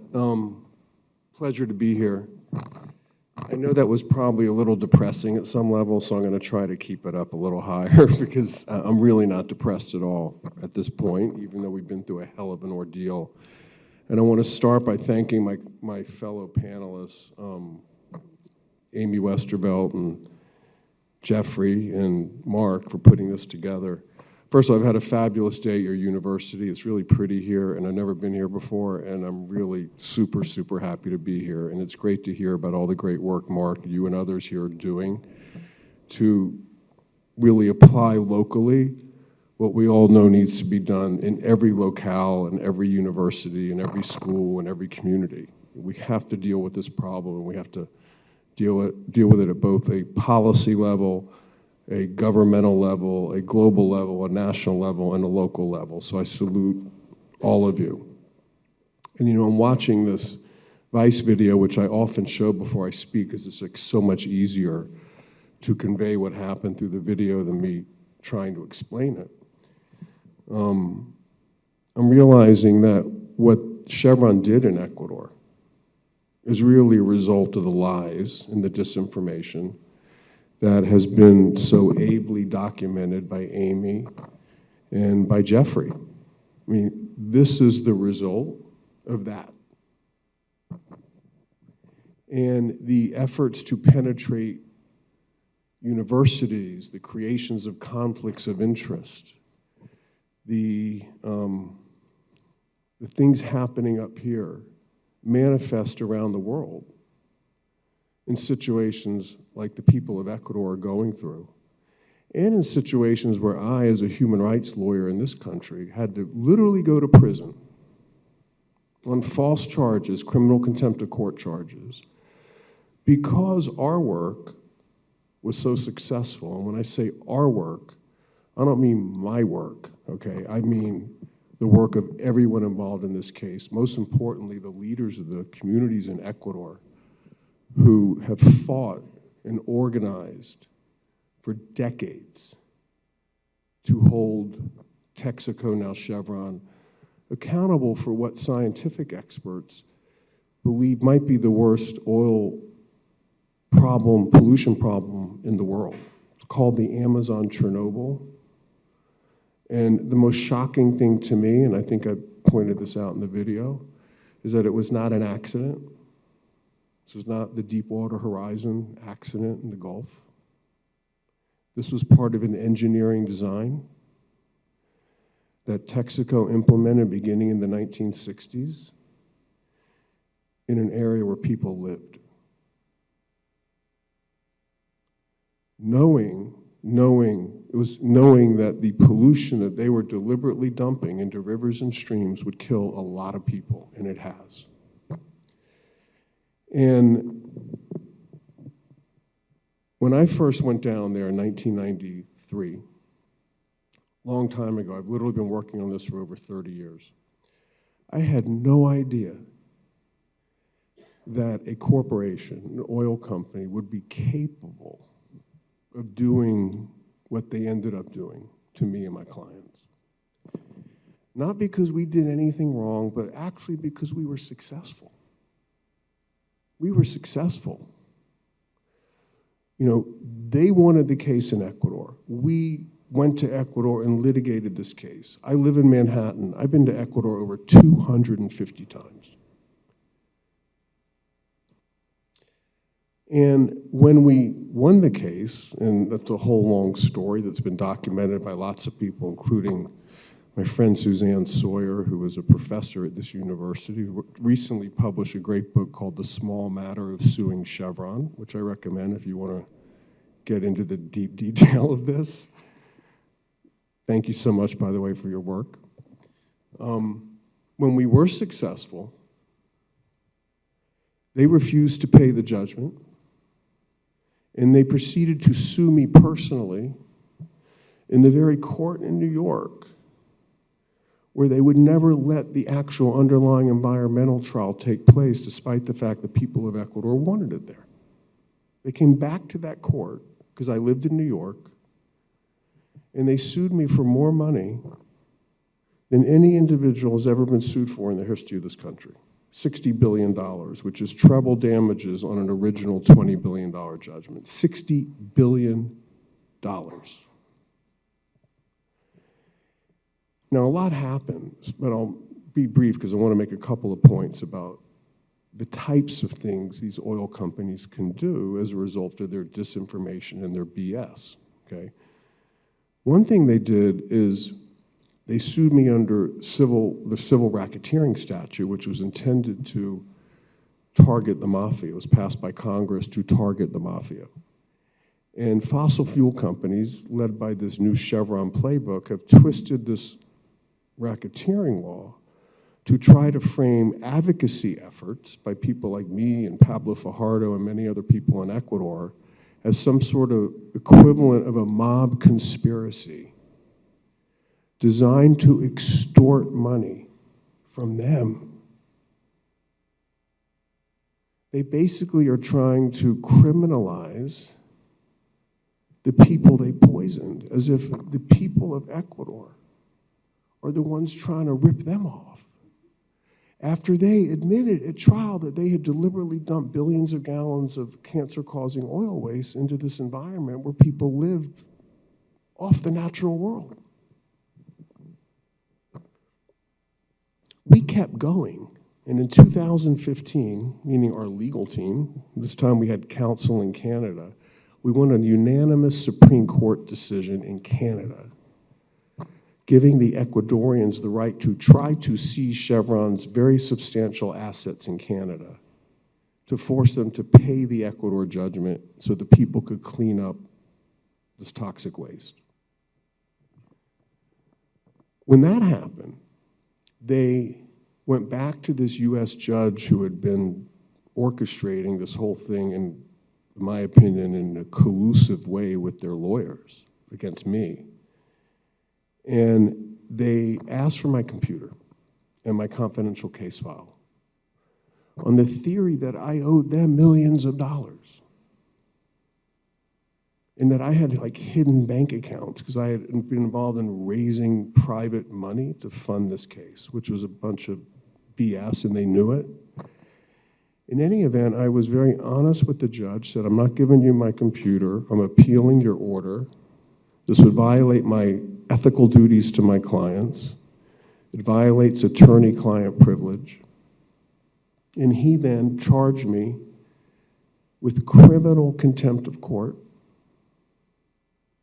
By the way, judges in this country or in any rule of law country don't charge crimes. That's what a prosecutor does. But there is one area of the law where a judge can charge a crime, which is contempt. Like if you mouth off at a judge as a lawyer in court, the judge can charge you with criminal contempt, lock you up for a couple of days, do whatever. But this was a little bit different because I was always behaved in court with the utmost in decorum. I mean, maybe not everyone would agree with that, but I generally really did. I was like, they want me to go cuckoo, I'm not going to give them that. And the judge had to take his charges to the US attorney in Manhattan, the federal prosecutor, who refused to prosecute me and refused to take the charges, concluding that they were baseless. The judge then did something that I've never seen before, never imagined could happen, which is he appointed a private corporate law firm to step into the shoes of the US government to prosecute me criminally for these contempt charges. So I was the first person in this country ever to be prosecuted criminally by a private corporation. And it turned out the law firm that he appointed to prosecute me, a law firm named Seward and Kissel, had Chevron as a client. I was prosecuted by the same lawyers whose butt I kicked in the case down in Ecuador, and the first day I went to court, the judge had me locked up at home on a misdemeanor contempt of court charge. I'm the only lawyer ever that we've researched the hell out of this who's ever spent even a minute detained on a misdemeanor contempt charge in their history of this country. And for various reasons related to their retaliation against me, they're turning this so-called prosecution into what I would call a persecution. I ended up spending 993 days with an ankle bracelet in my two-bedroom apartment in Manhattan from 2019 to 2022. In 6 weeks of that, they actually threw me into a federal prison, a real prison, Danbury up in Connecticut. And it was all the result of the fact that Chevron was orchestrating this whole thing and essentially held the keys to my jail cell. I mean, a jail cell being my apartment. But but I couldn't leave except with court permission for an occasional meeting here and there. And this lasted almost 3 years. And the craziest part is the underlying charge, this misdemeanor contempt, had a maximum sentence of 180 days. I served over 4 times the maximum allowable sentence for my contempt charge because they were able to manipulate the system, and this was the ultimate corporate capture of a pocket of our judiciary by an oil company that wanted to evade paying extremely vulnerable communities down in the Amazon and thought the best way they could do that was to go after me personally. Now, I want to just point out one more thing, and I'm going to shut this down so we can talk and ask, we can have a conversation, and you guys can ask some questions. There is a relationship between what happened to me and the preservation of what's left of our democratic freedoms and the rule of law in this country. I know we're coming up to a serious election, and I'm not urging anyone to do anything other than I just want to point out the stakes are very high because I don't think that the idea of a private corporate prosecution could have happened in this country without the environment, the political environment, shifting over the last 10, 15, 20 years in such a way that it became almost permissible. And we're seeing this not just in this case, we're actually now seeing it in many other cases. I'm not talking about a private corporate prosecution so much, as Amy or Geoffrey pointed out, as really judges handing down draconian sentences against people who take on this industry, who take on the climate crisis, who engage in acts of peaceful, non-violent civil disobedience, the likes of which are the types that really created the founding of this country. And it's not just here, it's happening in the UK, in Australia, in Canada, and all over the world. And I would urge everyone to think of 2 things with regard to this bigger issue.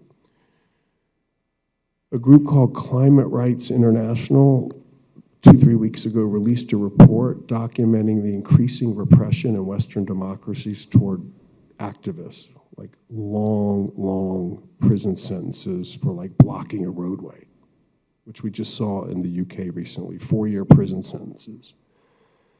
And the other thing is, I'm sure many of you have heard of an environmental organization called Greenpeace. I know those of us of my generation know Greenpeace very well, but for you young students who might not fully understand what Greenpeace is, Greenpeace in this country was really the first large environmental organization created on a national scale in the early 1970s. And they became very famous for going out in Zodiac boats in the North Pacific and getting in the way of Russian gigantic industrial-sized whaling ships and blocking the harpooning of whales. They were brave and they were courageous and they were effective and they captured the imagination of the world with media attention. Well, they're now in over 40 different countries, and the company Energy Transfer Partners, based in Dallas, is suing them for hundreds of millions of dollars on the theory that their support for indigenous-led protests over the Dakota Access Pipeline in North Dakota several years ago amounts to tortious interference in their business. And they hired to go after them the same law firm, the same group of litigators that Chevron used to go after me. And there's a trial scheduled in North Dakota in this coming February, and this is another example of what I'm talking about, that not only, as Amy pointed out, does the public relations industry play a leading role in propagating this disinformation, but my profession the legal profession also plays an incredibly vital role to this industry in laundering through the law these completely bogus cases that are really designed to weaken, if not destroy, parts of the environmental movement and the climate justice movement. We have to protect our democracy and our First Amendment right to advocate without going to jail, without being repressed, if we are to have any hope of dealing with the climate crisis at the level it needs to be dealt with in saving the planet. So, I could talk a long time. I'm going to end this now. Oh, by the way, I just want to say one thing. People are like, how are you? I just want to say, because you can listen to this story and get down. I mean, it can be demoralizing. What the communities in Ecuador accomplished is extraordinary. It's historic. It's unprecedented for groups in the Amazon to win a multi-billion-dollar judgment against a major oil company. These attacks against these communities, through the person of me, are because these communities won the case and were successful. They have not won the case. We won the case. Point number one. Last point, this case is not over. An interesting thing about the law is there's no statute of limitations on enforcement of foreign judgments. What that means is Chevron is going to face financial risk from the Ecuador judgment for decades to come. There are lawyers, not me, but other lawyers, who want to take this judgment, this winning judgment, and enforce it against their assets in countries around the world where they do have assets. So while this has been just a horrifying long period of time for these communities to wait for the judgment that they rightfully won, the reality is I do believe they will collect the full amount of this judgment, hopefully in the near term. So we need support. And by the way, I'm also asking President Biden to pardon me for this crazy conviction. I didn't come up here to talk about that, but if you do want to learn more about this case or help me, I have a website called freedonziger.com. You can get more information, sign the petition, and get the phone number of the White House to raise a little hell on behalf of me and the Ecuadorian communities. Thank you very much.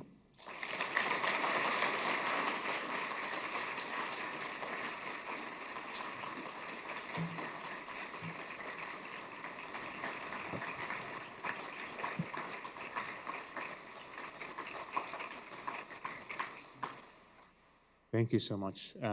It's a little bit longer than we had planned to go for the speaking part, which now means that we're open for the Q&A part. If you, after listening to our esteemed panelists, have any questions, please feel free to raise your hand. I will try and mix up the questions from the in-person audience with questions that have been posted in the Q&A online. And some or all of the panelists can take the question, depending on whether we need to go through the entire panel. I see a hand up over there. I don't know if you have a microphone. Oh, there's a mic here, there's a mic here. So if you would be so kind as to walk up to the mic so that we can also hear this in the audio.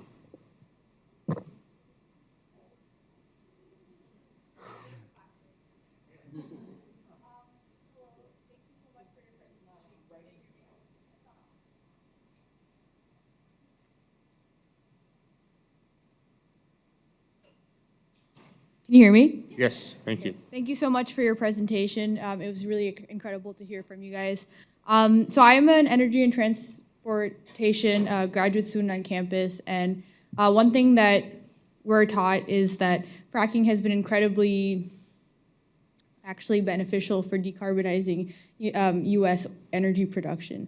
And recently, I've seen news that states fracking has been incredibly helpful to keep Europe, especially Ukraine, energy independent in this war. So how do we get the U.S. away from fracking, given that there's so many bad players in the global sphere?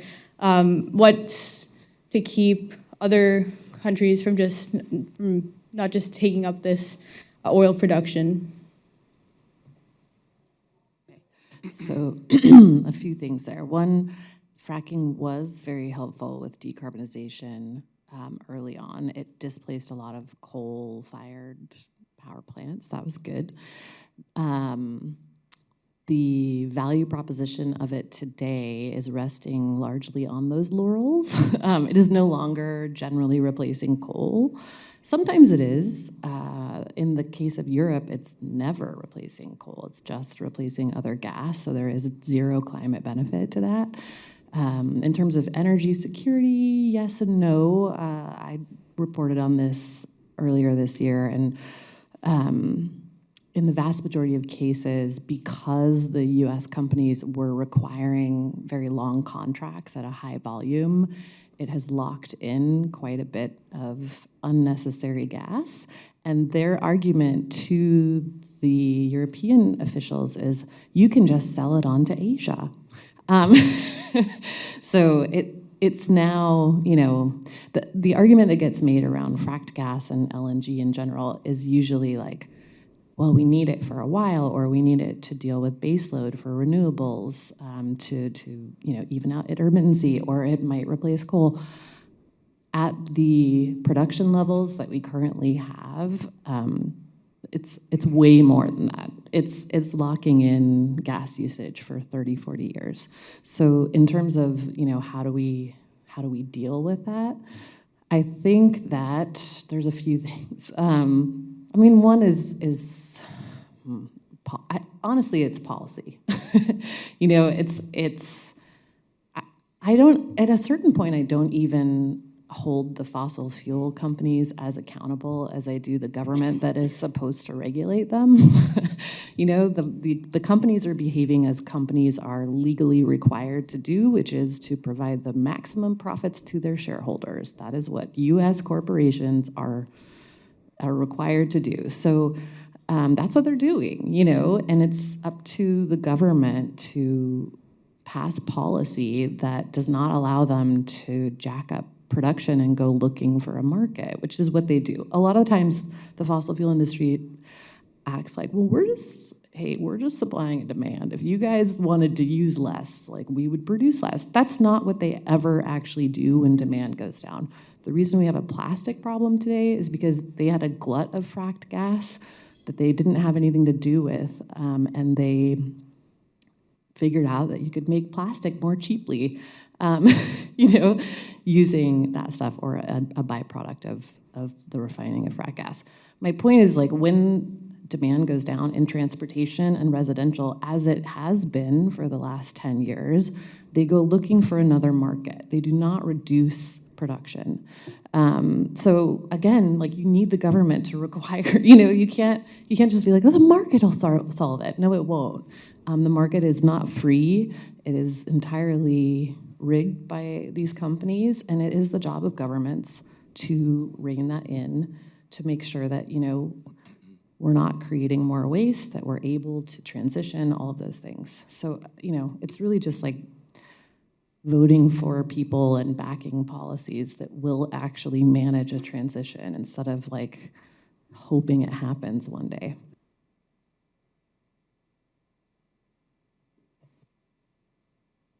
I have to hold it down. I was just going to mention, my voice is really going. I was going to mention one sort of basic reminder, which is the International Energy Agency, which is a very conservative international energy authority that the oil industry likes to rely on when it suits it, has been warning for years that their own science and modeling indicates that we can build no new fossil fuel infrastructure, period, in order to hold global warming below dangerous levels. That's it. And everything else, to some extent, is noise.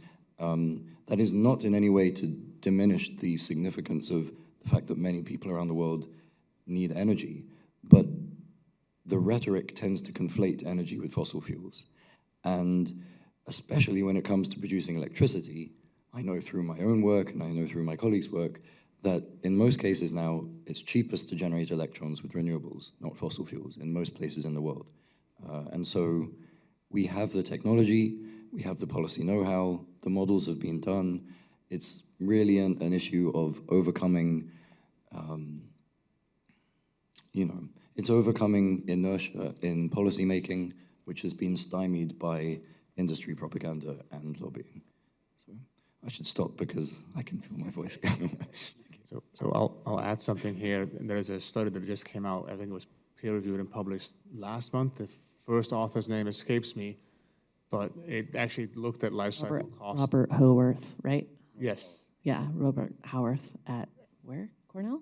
I think it's at Cornell. That actually looked at the carbon emissions associated with methane, with fracked methane. And turns out they do the analysis and it's no better than coal or even worse than coal. And I think this has to do with the fact that the fugitive emissions associated with extracting and transporting this stuff. I think a shocking amount of international shipping these days has to do with moving fossil fuels around, like in the form of liquefied natural gas. And once they build the facilities here, they're going to be continuing to look for a market for it. And as much as it has been touted as a clean or transition fuel, that is not how it's working out. So I have a related question to this, if you'll allow me, because I want to integrate the online with the in-person audience. This is from David Rapson, maybe somewhat along the same line, but I think it's an important question. He asks, over 80% of U.S. primary energy inputs are fossil fuels, and energy is an essential input to economic growth and human well-being. Given these benefits, why wouldn't universities and other institutions be interested in engaging with the industry, even in light of legitimate environmental concerns? Well, I mean, it's a perfectly valid question. And ostensibly, academia has been engaging with industry for decades. And how are we doing so far? That is not, in fact, to necessarily advocate for complete dissociation between academia and fossil fuel funders. I never said that. We have a forthcoming study where we look at the history of dealing with this problem when it comes to funding from pharmaceuticals and tobacco and other industries. And there are dozens and dozens of steps that one can take between doing nothing and fully dissociating. Starting, as Amy and I both said, with simply disclosing reality. Because the first step to solving a problem is recognizing there is one. And it's very hard to do that when there's no data. So baby steps will get us a long way, frankly. And yeah, I don't believe that this is an insurmountable problem. Yeah, thank you. Okay, we'll take a question over there, and then we're going to move over to that side.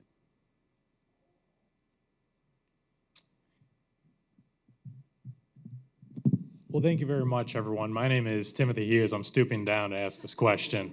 I'm a graduate student, master's student here in Transportation Technology and Policy at the University of California, Davis.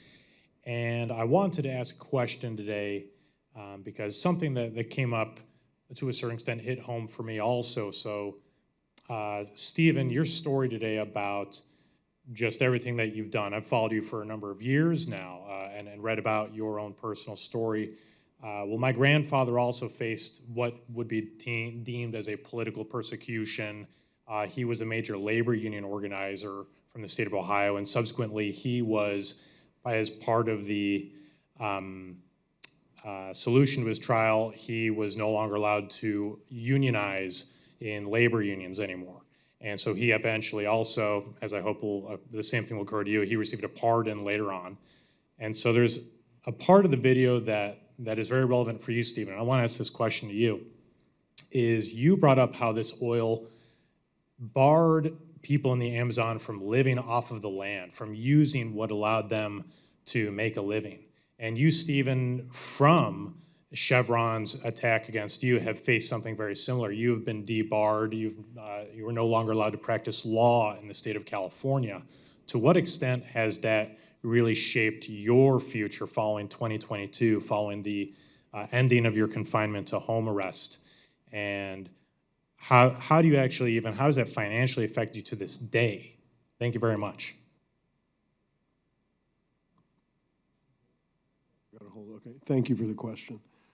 Look, financially it's been devastating, but bear with me because it's pretty wild. the wealth I've gained through the experience, through the support, more than makes up for it. Now, I'm not suffering because I started a defense fund, which you can also access through my website. And this is crazy. Like, I started this when I got detained. And literally thousands of people around the world have donated small amounts of money to my defense fund, which has enabled me to pay my legal expenses and some of my household expenses. My wife has a job. She works in the nonprofit sector. We live in New York. It's not cheap. But we've been able to survive. But the reality is I don't have any money in my name. I don't have a bank account. I don't have a law license. I think I'm a very good lawyer. I mean, a scientist said I think I'm a very good scientist. I'm a very good lawyer. And I cannot be a lawyer, at least in that sense, but I can be an advocate. And I'm still doing a lot of what I had been doing out of court. But I've been working on a sort of writing up this whole story. And one of the things I realized is when I first went to Ecuador in 1993, I came down wanting to help people. And the people I wanted to help had no money, as we understand money. Because we in the North generally equate money with success and money with well-being. It's not how it works down there, okay? The forest, the natural world is what the wealth is. And people that I've met down there, who, you hear these stories and there's so many people who live to be 100 or more years of age and they never had a single damn disease or any treatment by Western medicine. They live off the forest. So it sort of redefines what you understand, security to be and wealth to be. I don't mean to diminish the pain that, not having a bank account, I mean, it just blows my mind. I'm 63 years old. But we're okay, and I really have a great deal of optimism for the future in terms of me personally and my family because I'm leaning into it. That's the other kind of key lesson I learned is you gotta, you hit these pitfalls, you hit adversity, you got to lean in. You got to own it, talk about it, explain it, share it. I mean, I'm here tonight, with this full room. It's such an honor. But like when I first got detained, I mean, the first advice my lawyer gave me was don't talk publicly. Don't talk, or the judge is going to screw you. And after 2 months, I'm like, this ain't working. And literally from that point forward, I accepted virtually every invite I got to speak, including from like high school classes. I would speak to the nursery school class down the street if I could. And I ended up speaking like here, Harvard Law, Stanford Law, Fordham, Tennessee, mostly law schools all over the country where students were really hungering to hear this story and what it means for the world and for our profession.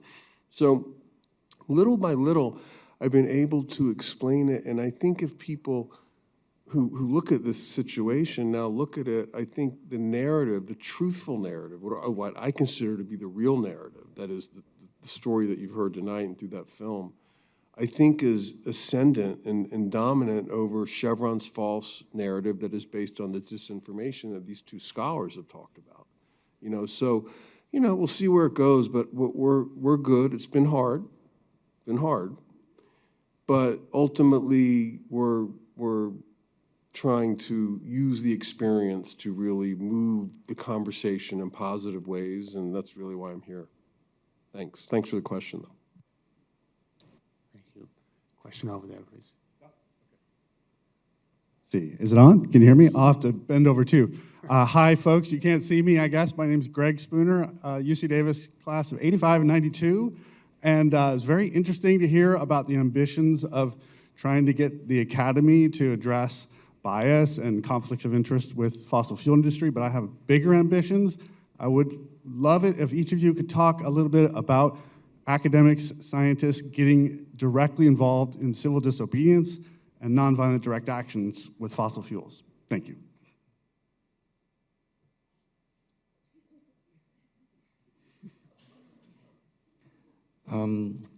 Yeah, I don't think I mentioned it in this talk, but I became engaged in this work because of the fossil fuel divestment movement. So while I was doing my PhD, one of my lab mates, who was much more politically engaged, environmentally conscious, he asked me if I'd like to start a divestment campaign at MIT, calling on the university to divest, to de-invest its $16 billion endowment from the fossil fuel industry.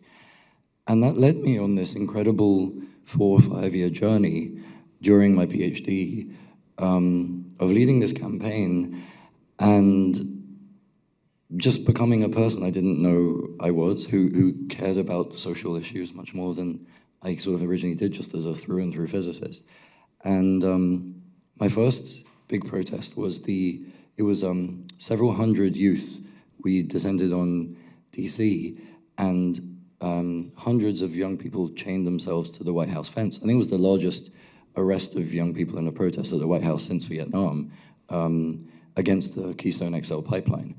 And I, of course, could not get arrested because I'm not a US citizen, and I would have lost my visa, and you have to think about net costs and benefits.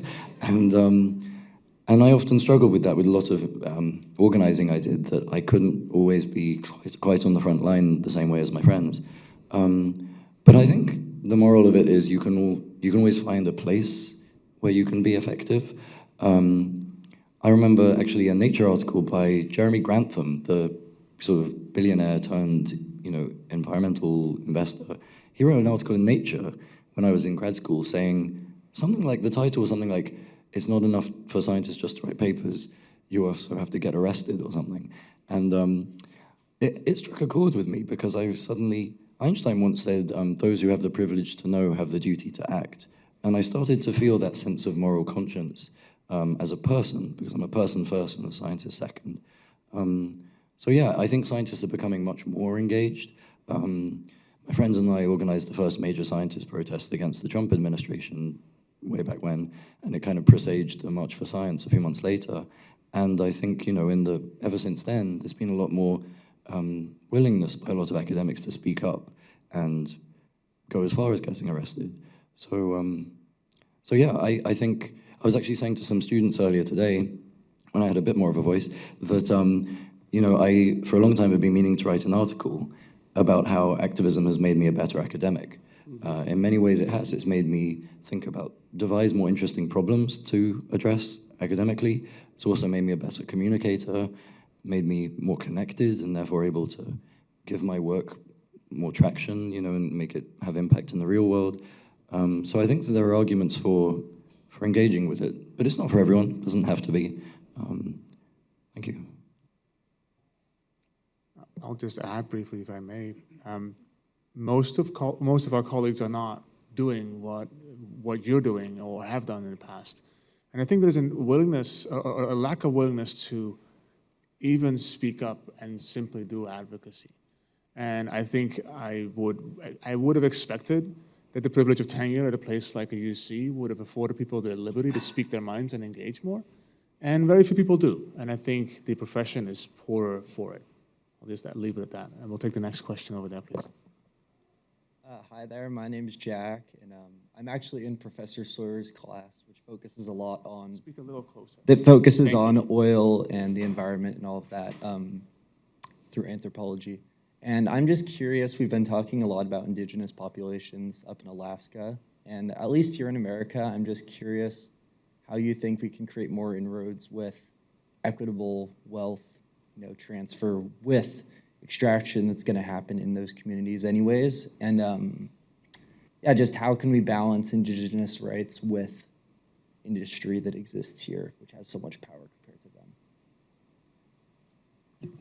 I mean, I feel like we could talk for a week about that. It's a really complicated issue. And also I think it's important to understand that quite a few tribes are pretty pro-extraction for this reason of, wealth creation, job creation, all that kind of stuff. So a few things. One, the same law firm that prosecuted Stephen mounted a pro bono lawsuit starting a couple years ago to try to gut the Indian Child Welfare Act. And they had never done any kind of family law cases before. They're not a family law firm.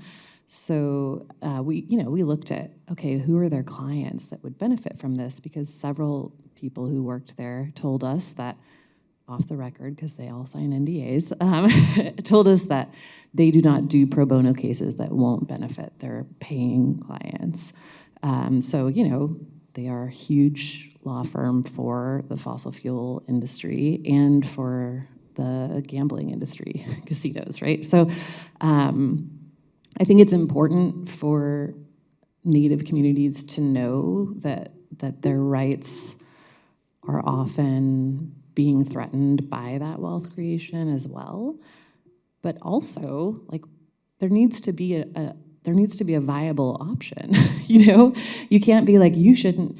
I mean, I feel the same way about a lot of the oil projects that are going on in global South countries too. There's Guyana is about to outpace the Permian Basin in Texas right now, and people are like, oh, they shouldn't do that. Well, I think, the world has sort of failed to solve this problem. To me, it's the biggest example of sort of the failure of the systems that have been created to deal with this problem, that Native communities, several global South countries, need money from fossil fuel companies to pay for climate adaptation. So I think that, there's some maybe potential litigation options for tribes, including using the tribal courts, which some people are doing. I think looking at what the other economic development options are and at least offering people a choice, because I think make money off of this or be poor is not a choice. And I think making sure that people understand where their rights are being threatened by the same companies that are offering them this money. Thank you. Hi, my name is Sam. I'm an undergraduate student in sustainable agriculture and food systems at UC Davis. And my question was actually most of all for Mark. This is a little bit of a selfish question. What is the work on transitioning off of fossil fuels at UC Davis? Where are the frontiers that we're looking for more people to join right now? Since we have interested folks in the room, what is there that they can get involved in? Sure, Sam, thanks for that question. I already alluded to in my opening to this event that this campus is actually doing better than most US campuses in having made a plan to decarbonize our own emissions. But I think, so I think the next frontier is this, be open and acknowledge the fact that we have our work cut out for us when it comes to the conflicts of interest or the potential conflicts of interest that we are dealing with, as was explained to us by the experts on this panel. And how can we do better to make sure that we are pivoting our transportation, our energy infrastructure as quickly as possible away from fossil fuels, without anybody suggesting that we should be closing the energy plants that run, like the peaker plants that run on fossil fuels right now. I mean, this state is showing that we can actually, within a very short timeline, build out renewables and reduce our carbon emissions quickly. And unless we are aligning our human capital and our know-how to full bore go after that without getting hauled back with these false solutions that this campus has also dipped its toe in, and maybe even more than that. I think unless we are honest about what we're facing and what the real solutions are, I don't think that we are able to pivot there as quickly as we can. And I'll say also, in terms of what people have achieved here, there's a question online that I'll thread here that also speaks to what people can do individually. I think Paul LaChapelle is asking, can you say something about the problematic use of carbon offsets? this is another example where UC campuses have recognized sooner than most other campuses, in part in response to students advocating and engaging in activism, that carbon offsets, which was our prior policy under former President John Napolitano, is really not an equitable way of getting rid of or dealing with the enormous greenhouse gas emissions that the UC system has. And that has led to a policy that now actually requires each campus to directly decarbonize. And they're about to come out with, each campus is now about to come out with specific decarbonization goals for their Scope 1, their Scope 2, and their Scope 3 emissions, which we'll see how ambitious they are, but that is farther along than most other campuses in the US have been able to move this. So another example where an engaged group of students and faculty have been able to really move the needle in a meaningful way in getting policy to really follow where our science tells us that we need to go. Thank you for that question. Geoffrey, please. I want to add one little thing, which is maybe just, I mean, I'm not from UC Davis, it's lovely to be here, but I don't know what currently exists, but my thought when you were asking the question was, you know, what maybe organizations or campaigns are ongoing that one might get involved in. I guess one question for the Davis people would be, for example, is there currently a campaign pushing to address or reduce ties between the fossil fuel industry and the university? And one suggestion for students would be the Campus Climate Network that I'm on the advisory board of is a national/international coalition of students who are campaigning for this at universities around the country and the world. And they have resources and capacity to help train, set up, and help, you know, support campaigns on individual campuses. So getting involved with them is one route.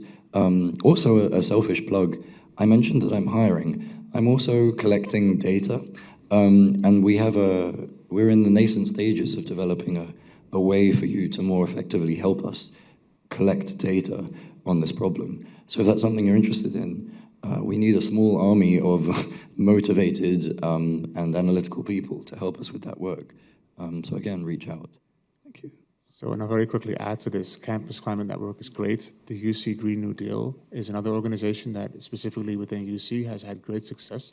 That's the organization that was responsible for getting a climate change general requirement accepted at UCSD. And on this campus, we're also advocating for that. So if this is something that interests you, seek me out. And then finally, I'll say Fossil Free UC Davis has been the local group to advocate for our campus decarb plan and actually has been working with campus to try and write that plan and put it to work. So reach out to me if you want to be connected to any one of those organizations. And I'll take the next question over there. Hi, my name is Angela Georgians. I'm a fourth-year environmental policy major undergrad at UC Davis. I actually took Professor Sawyer's class, was it Ant 131, if I remember, a couple years ago, and we talked a lot about Stephen's work, and I think watching Crude made me probably the angriest I've ever been in my life. But I just wanted to thank all three of you for your work and for your really enlightening presentations today. My question was, to all of you, but particularly to Stephen, how do you balance intervening in a community that you're not originally from but trying to help, while also still centering and listening to that community and not speaking over them, so to speak, and considering that their wants and desires might be different from those of us living here in the US? Thank you. That's a really important question. Thank you for asking it. You know, there are inherent asymmetries and cultural gaps in doing this kind of work that you have to sort of try to be aware of when you get into the field.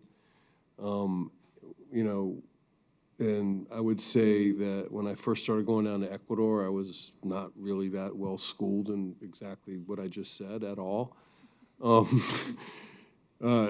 You know, but I would say over time, you know, I ended up learning so much more from the people that I was purportedly there to help, you know, than they ever probably learned from me, you know.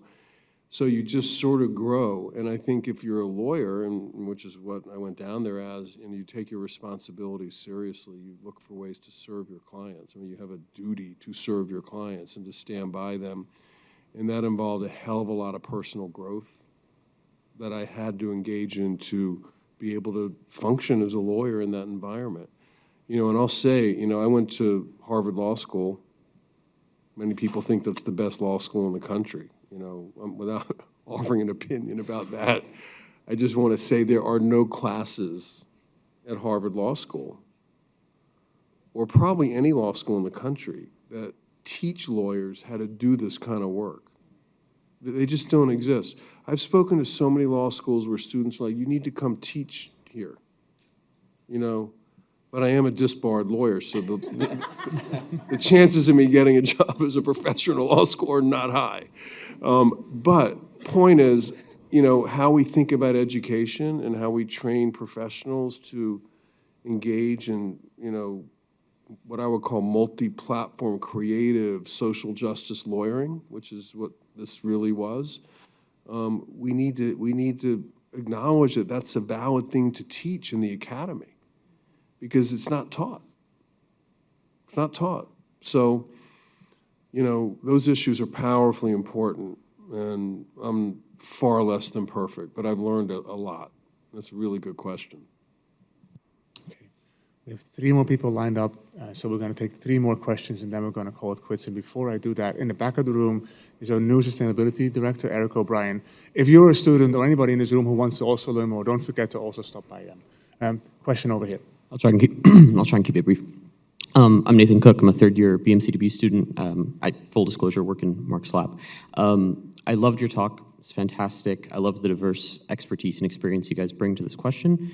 I was wondering, because we talk a lot about kind of first-order climate policy a lot, I was kind of curious what your recommendation, I guess is mostly for Geoffrey, so I hope you still have voice, what kind of second-order climate policy you think that we should advocate for to change the political economy around this issue that was highlighted today. Thank you. That's a difficult question. So you're saying what second-order policies would be helpful for addressing the topic I was talking about at the national level, or? Yeah, I guess like divesting universities or having guardrails in place. I see. I don't quite know how do you define like a second-order policy, but one thing I'll mention is that when this issue cropped up with pharmaceutical funding of universities, one solution was for Congress to pass something called the Sunshine Act that mandates that all pharmaceutical companies have to disclose their funding of medical researchers in an official congressional online database. That is, Amy just whispered by me, we need that for this, and I guess that's what I'm saying. I don't know if that counts as a second-order policy, but it's something that politicians could do to help address this problem. There is a very frequently uttered argument in climate spaces, which is roughly, we need to do to oil companies what we did to tobacco companies. And I think it's actually really faulty logic, because tobacco companies are doing great. And they exported to all the countries that weren't already smoking heavily. They are now vape companies. They use the exact same playbook to avoid regulation on vaping that they used on cigarettes, right? So to me, I feel like actually the tobacco litigation is in some ways, and this is not at all to malign the people who accomplished that verdict, obviously, like it was a great settlement, all that stuff. However, they totally failed to deal with the disinformation issue. And I really think that like something has to, and it's quite hard in this country to even talk about that with people without people saying like, First Amendment, But at this moment in time, actually corporations have much broader free speech rights than individuals. They have very successfully like kicked that door open. Again, I'm going to point to the law firm that prosecuted Stephen, which is also the law firm that won Citizens United. So I think that something needs to get at that. I talked to Ben Fronta about this once, and he had this wild idea that I think about occasionally, which was like putting some companies into like information receivership in the way that like companies get put in when they're financially irresponsible. And I was like, man, that is an interesting thing to think about, that like if you have proven over and over and over again that you are exercising free speech in a harmful way to the public, then maybe you should have those rights curtailed a little bit for a little while till you can prove that you're a good boy. I can think of a few companies who would qualify for that right now, but I'll defer. Please go ahead. I am a environmental policy undergrad, and this will be my first election voting for presidential candidate. As I imagine is the case for many others in this room. Obviously, the possibility of the candidate backed by fossil fuels getting reelected is quite scary, as he has promised to increase fossil fuel production. And while I don't agree with everything that the other side has made lofty goals for like 2050 or 2040 that I don't think are soon enough. But there is a third-party candidate who has made promises, but voting for that third-party candidate increases the chance of the candidate backed by fossil fuels of winning. Is it worth like taking a damage control approach and compromising with the party who has made lofty goals compared to taking the risk of voting for the better candidate overall, but increasing the chance of the fossil fuels-backed candidate winning? Thank you.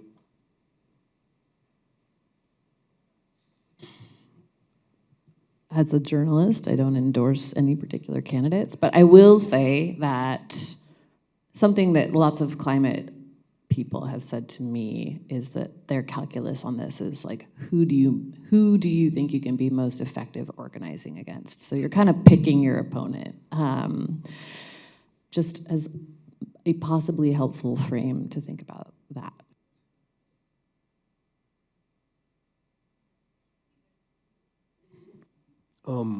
Obviously, that's an extremely personal choice. And I get your question. It's a dilemma for a lot of people. I will say, since I'm probably quite a bit older than you, the first election I voted in was for Jimmy Carter in 1980. And I've seen this at least 3 times in my lifetime where there was a third-party candidate and people are like, you can't vote for that candidate because if you do, it's going to be take a vote away from the Democratic Party person. We saw this with Ralph Nader in a big way in the year 2000. People have feelings about that. So without sort of suggesting what your decision should be, I will say that I think our choices in this country, in this, in this type of democracy we have, are pretty limited. We have 2 parties. I mean, look, I personally think Trump is just detestable on every level. I mean, that's my personal feeling. But if you look at policies on like foreign policy and on, most economic policy and on the climate policy, there's not a super ton of meaningful difference necessarily. And I think we have to think bigger about creating a political system in this country that offers more choices. And we have to understand why our system, our 2-party system, offers such a narrow choice on a lot of very, very critical issues, not just climate, but a whole host of issues. Thank you. I'm going to give the last word to the question asker over there. For those of you online who asked questions we didn't get to, I promise that I'll engage the panel and try and get you an answer to your question. So with that, please go ahead. Hello, my name is Annie. I am a 4th-year environmental science student, and I'm also the chairperson of our Environmental Policy Commission, part of our student government. This is a question for both Professor Huising and Geoffrey. As the Environmental Policy Commission, we've tried to sort of investigate how Pepsi funds our research. And so we were wondering, in the spirit of transparency and what we've heard today, if there was a way or a database or anything released publicly about what UC Davis, like who funds UC Davis's research in any way. And also, Geoffrey, any strategies that you've noticed throughout your time with advocacy within the university, and how students can be the most effective when they are pushing the university to be more transparent? I'll just point out that she called me Professor Using and you Geoffrey, and I think that's the compliment for you. Sorry. And I'll let you answer that question because I think, no, this is you're correct. Geoffrey, I think you know more about this than I do, so please take it away.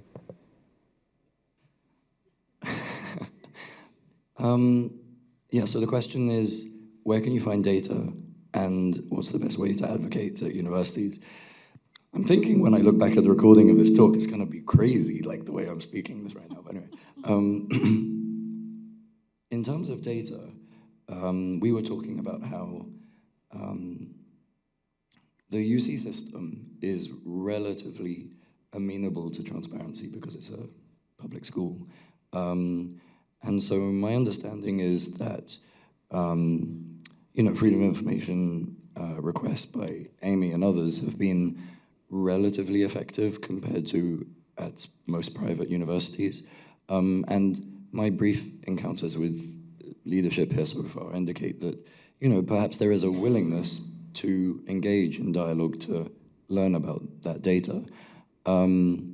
There is something called the Foundation Directory, which is an international database of giving from the foundations of companies to universities. We have a peer-reviewed study coming out soon, which will have the data for UC Davis and most universities in it. But the number, and the reason I didn't report it today, I can't remember what it is, but it's not that significant. And the reason is that the giving that companies do through foundations is on the order maybe of an order of magnitude, maybe even two, who knows, less than the amount that they privately give as corporations themselves. So that data, you need the university to be transparent on. On the question of how to advocate effectively, as I was talking to some students earlier about how, some universities are very good. MIT was one of them at fostering a supposedly meritocratic environment that it sort of feels like a very British sort of way of doing things, like create lots of committees, lots of reports, things like that. And lots of time can pass by where they keep you busy with busy work. And it's not always effective in the end. And so I think having your eyes very open to engaging genuinely and openly when you can with people who are willing to do so, but also recognizing when you're being led up up the garden path, and when you need to potentially escalate and engage in non-civil disobedience and other approaches that history has proven sometimes are very effective. And learning from other student organizers and activists who have lots and lots of experience, way more than I do. So hence Campus Climate Network, there's a group of experienced student organizers ready and willing to advise students at local campaigns on how to. And they also have done a ton of really good research on exactly this subject. So I think they'll have really good. Just one additional thought in an area that's absolutely beyond my expertise, but I'll offer it anyway. I think about this. Members of Congress have to disclose who contributes to their campaigns, for the most part.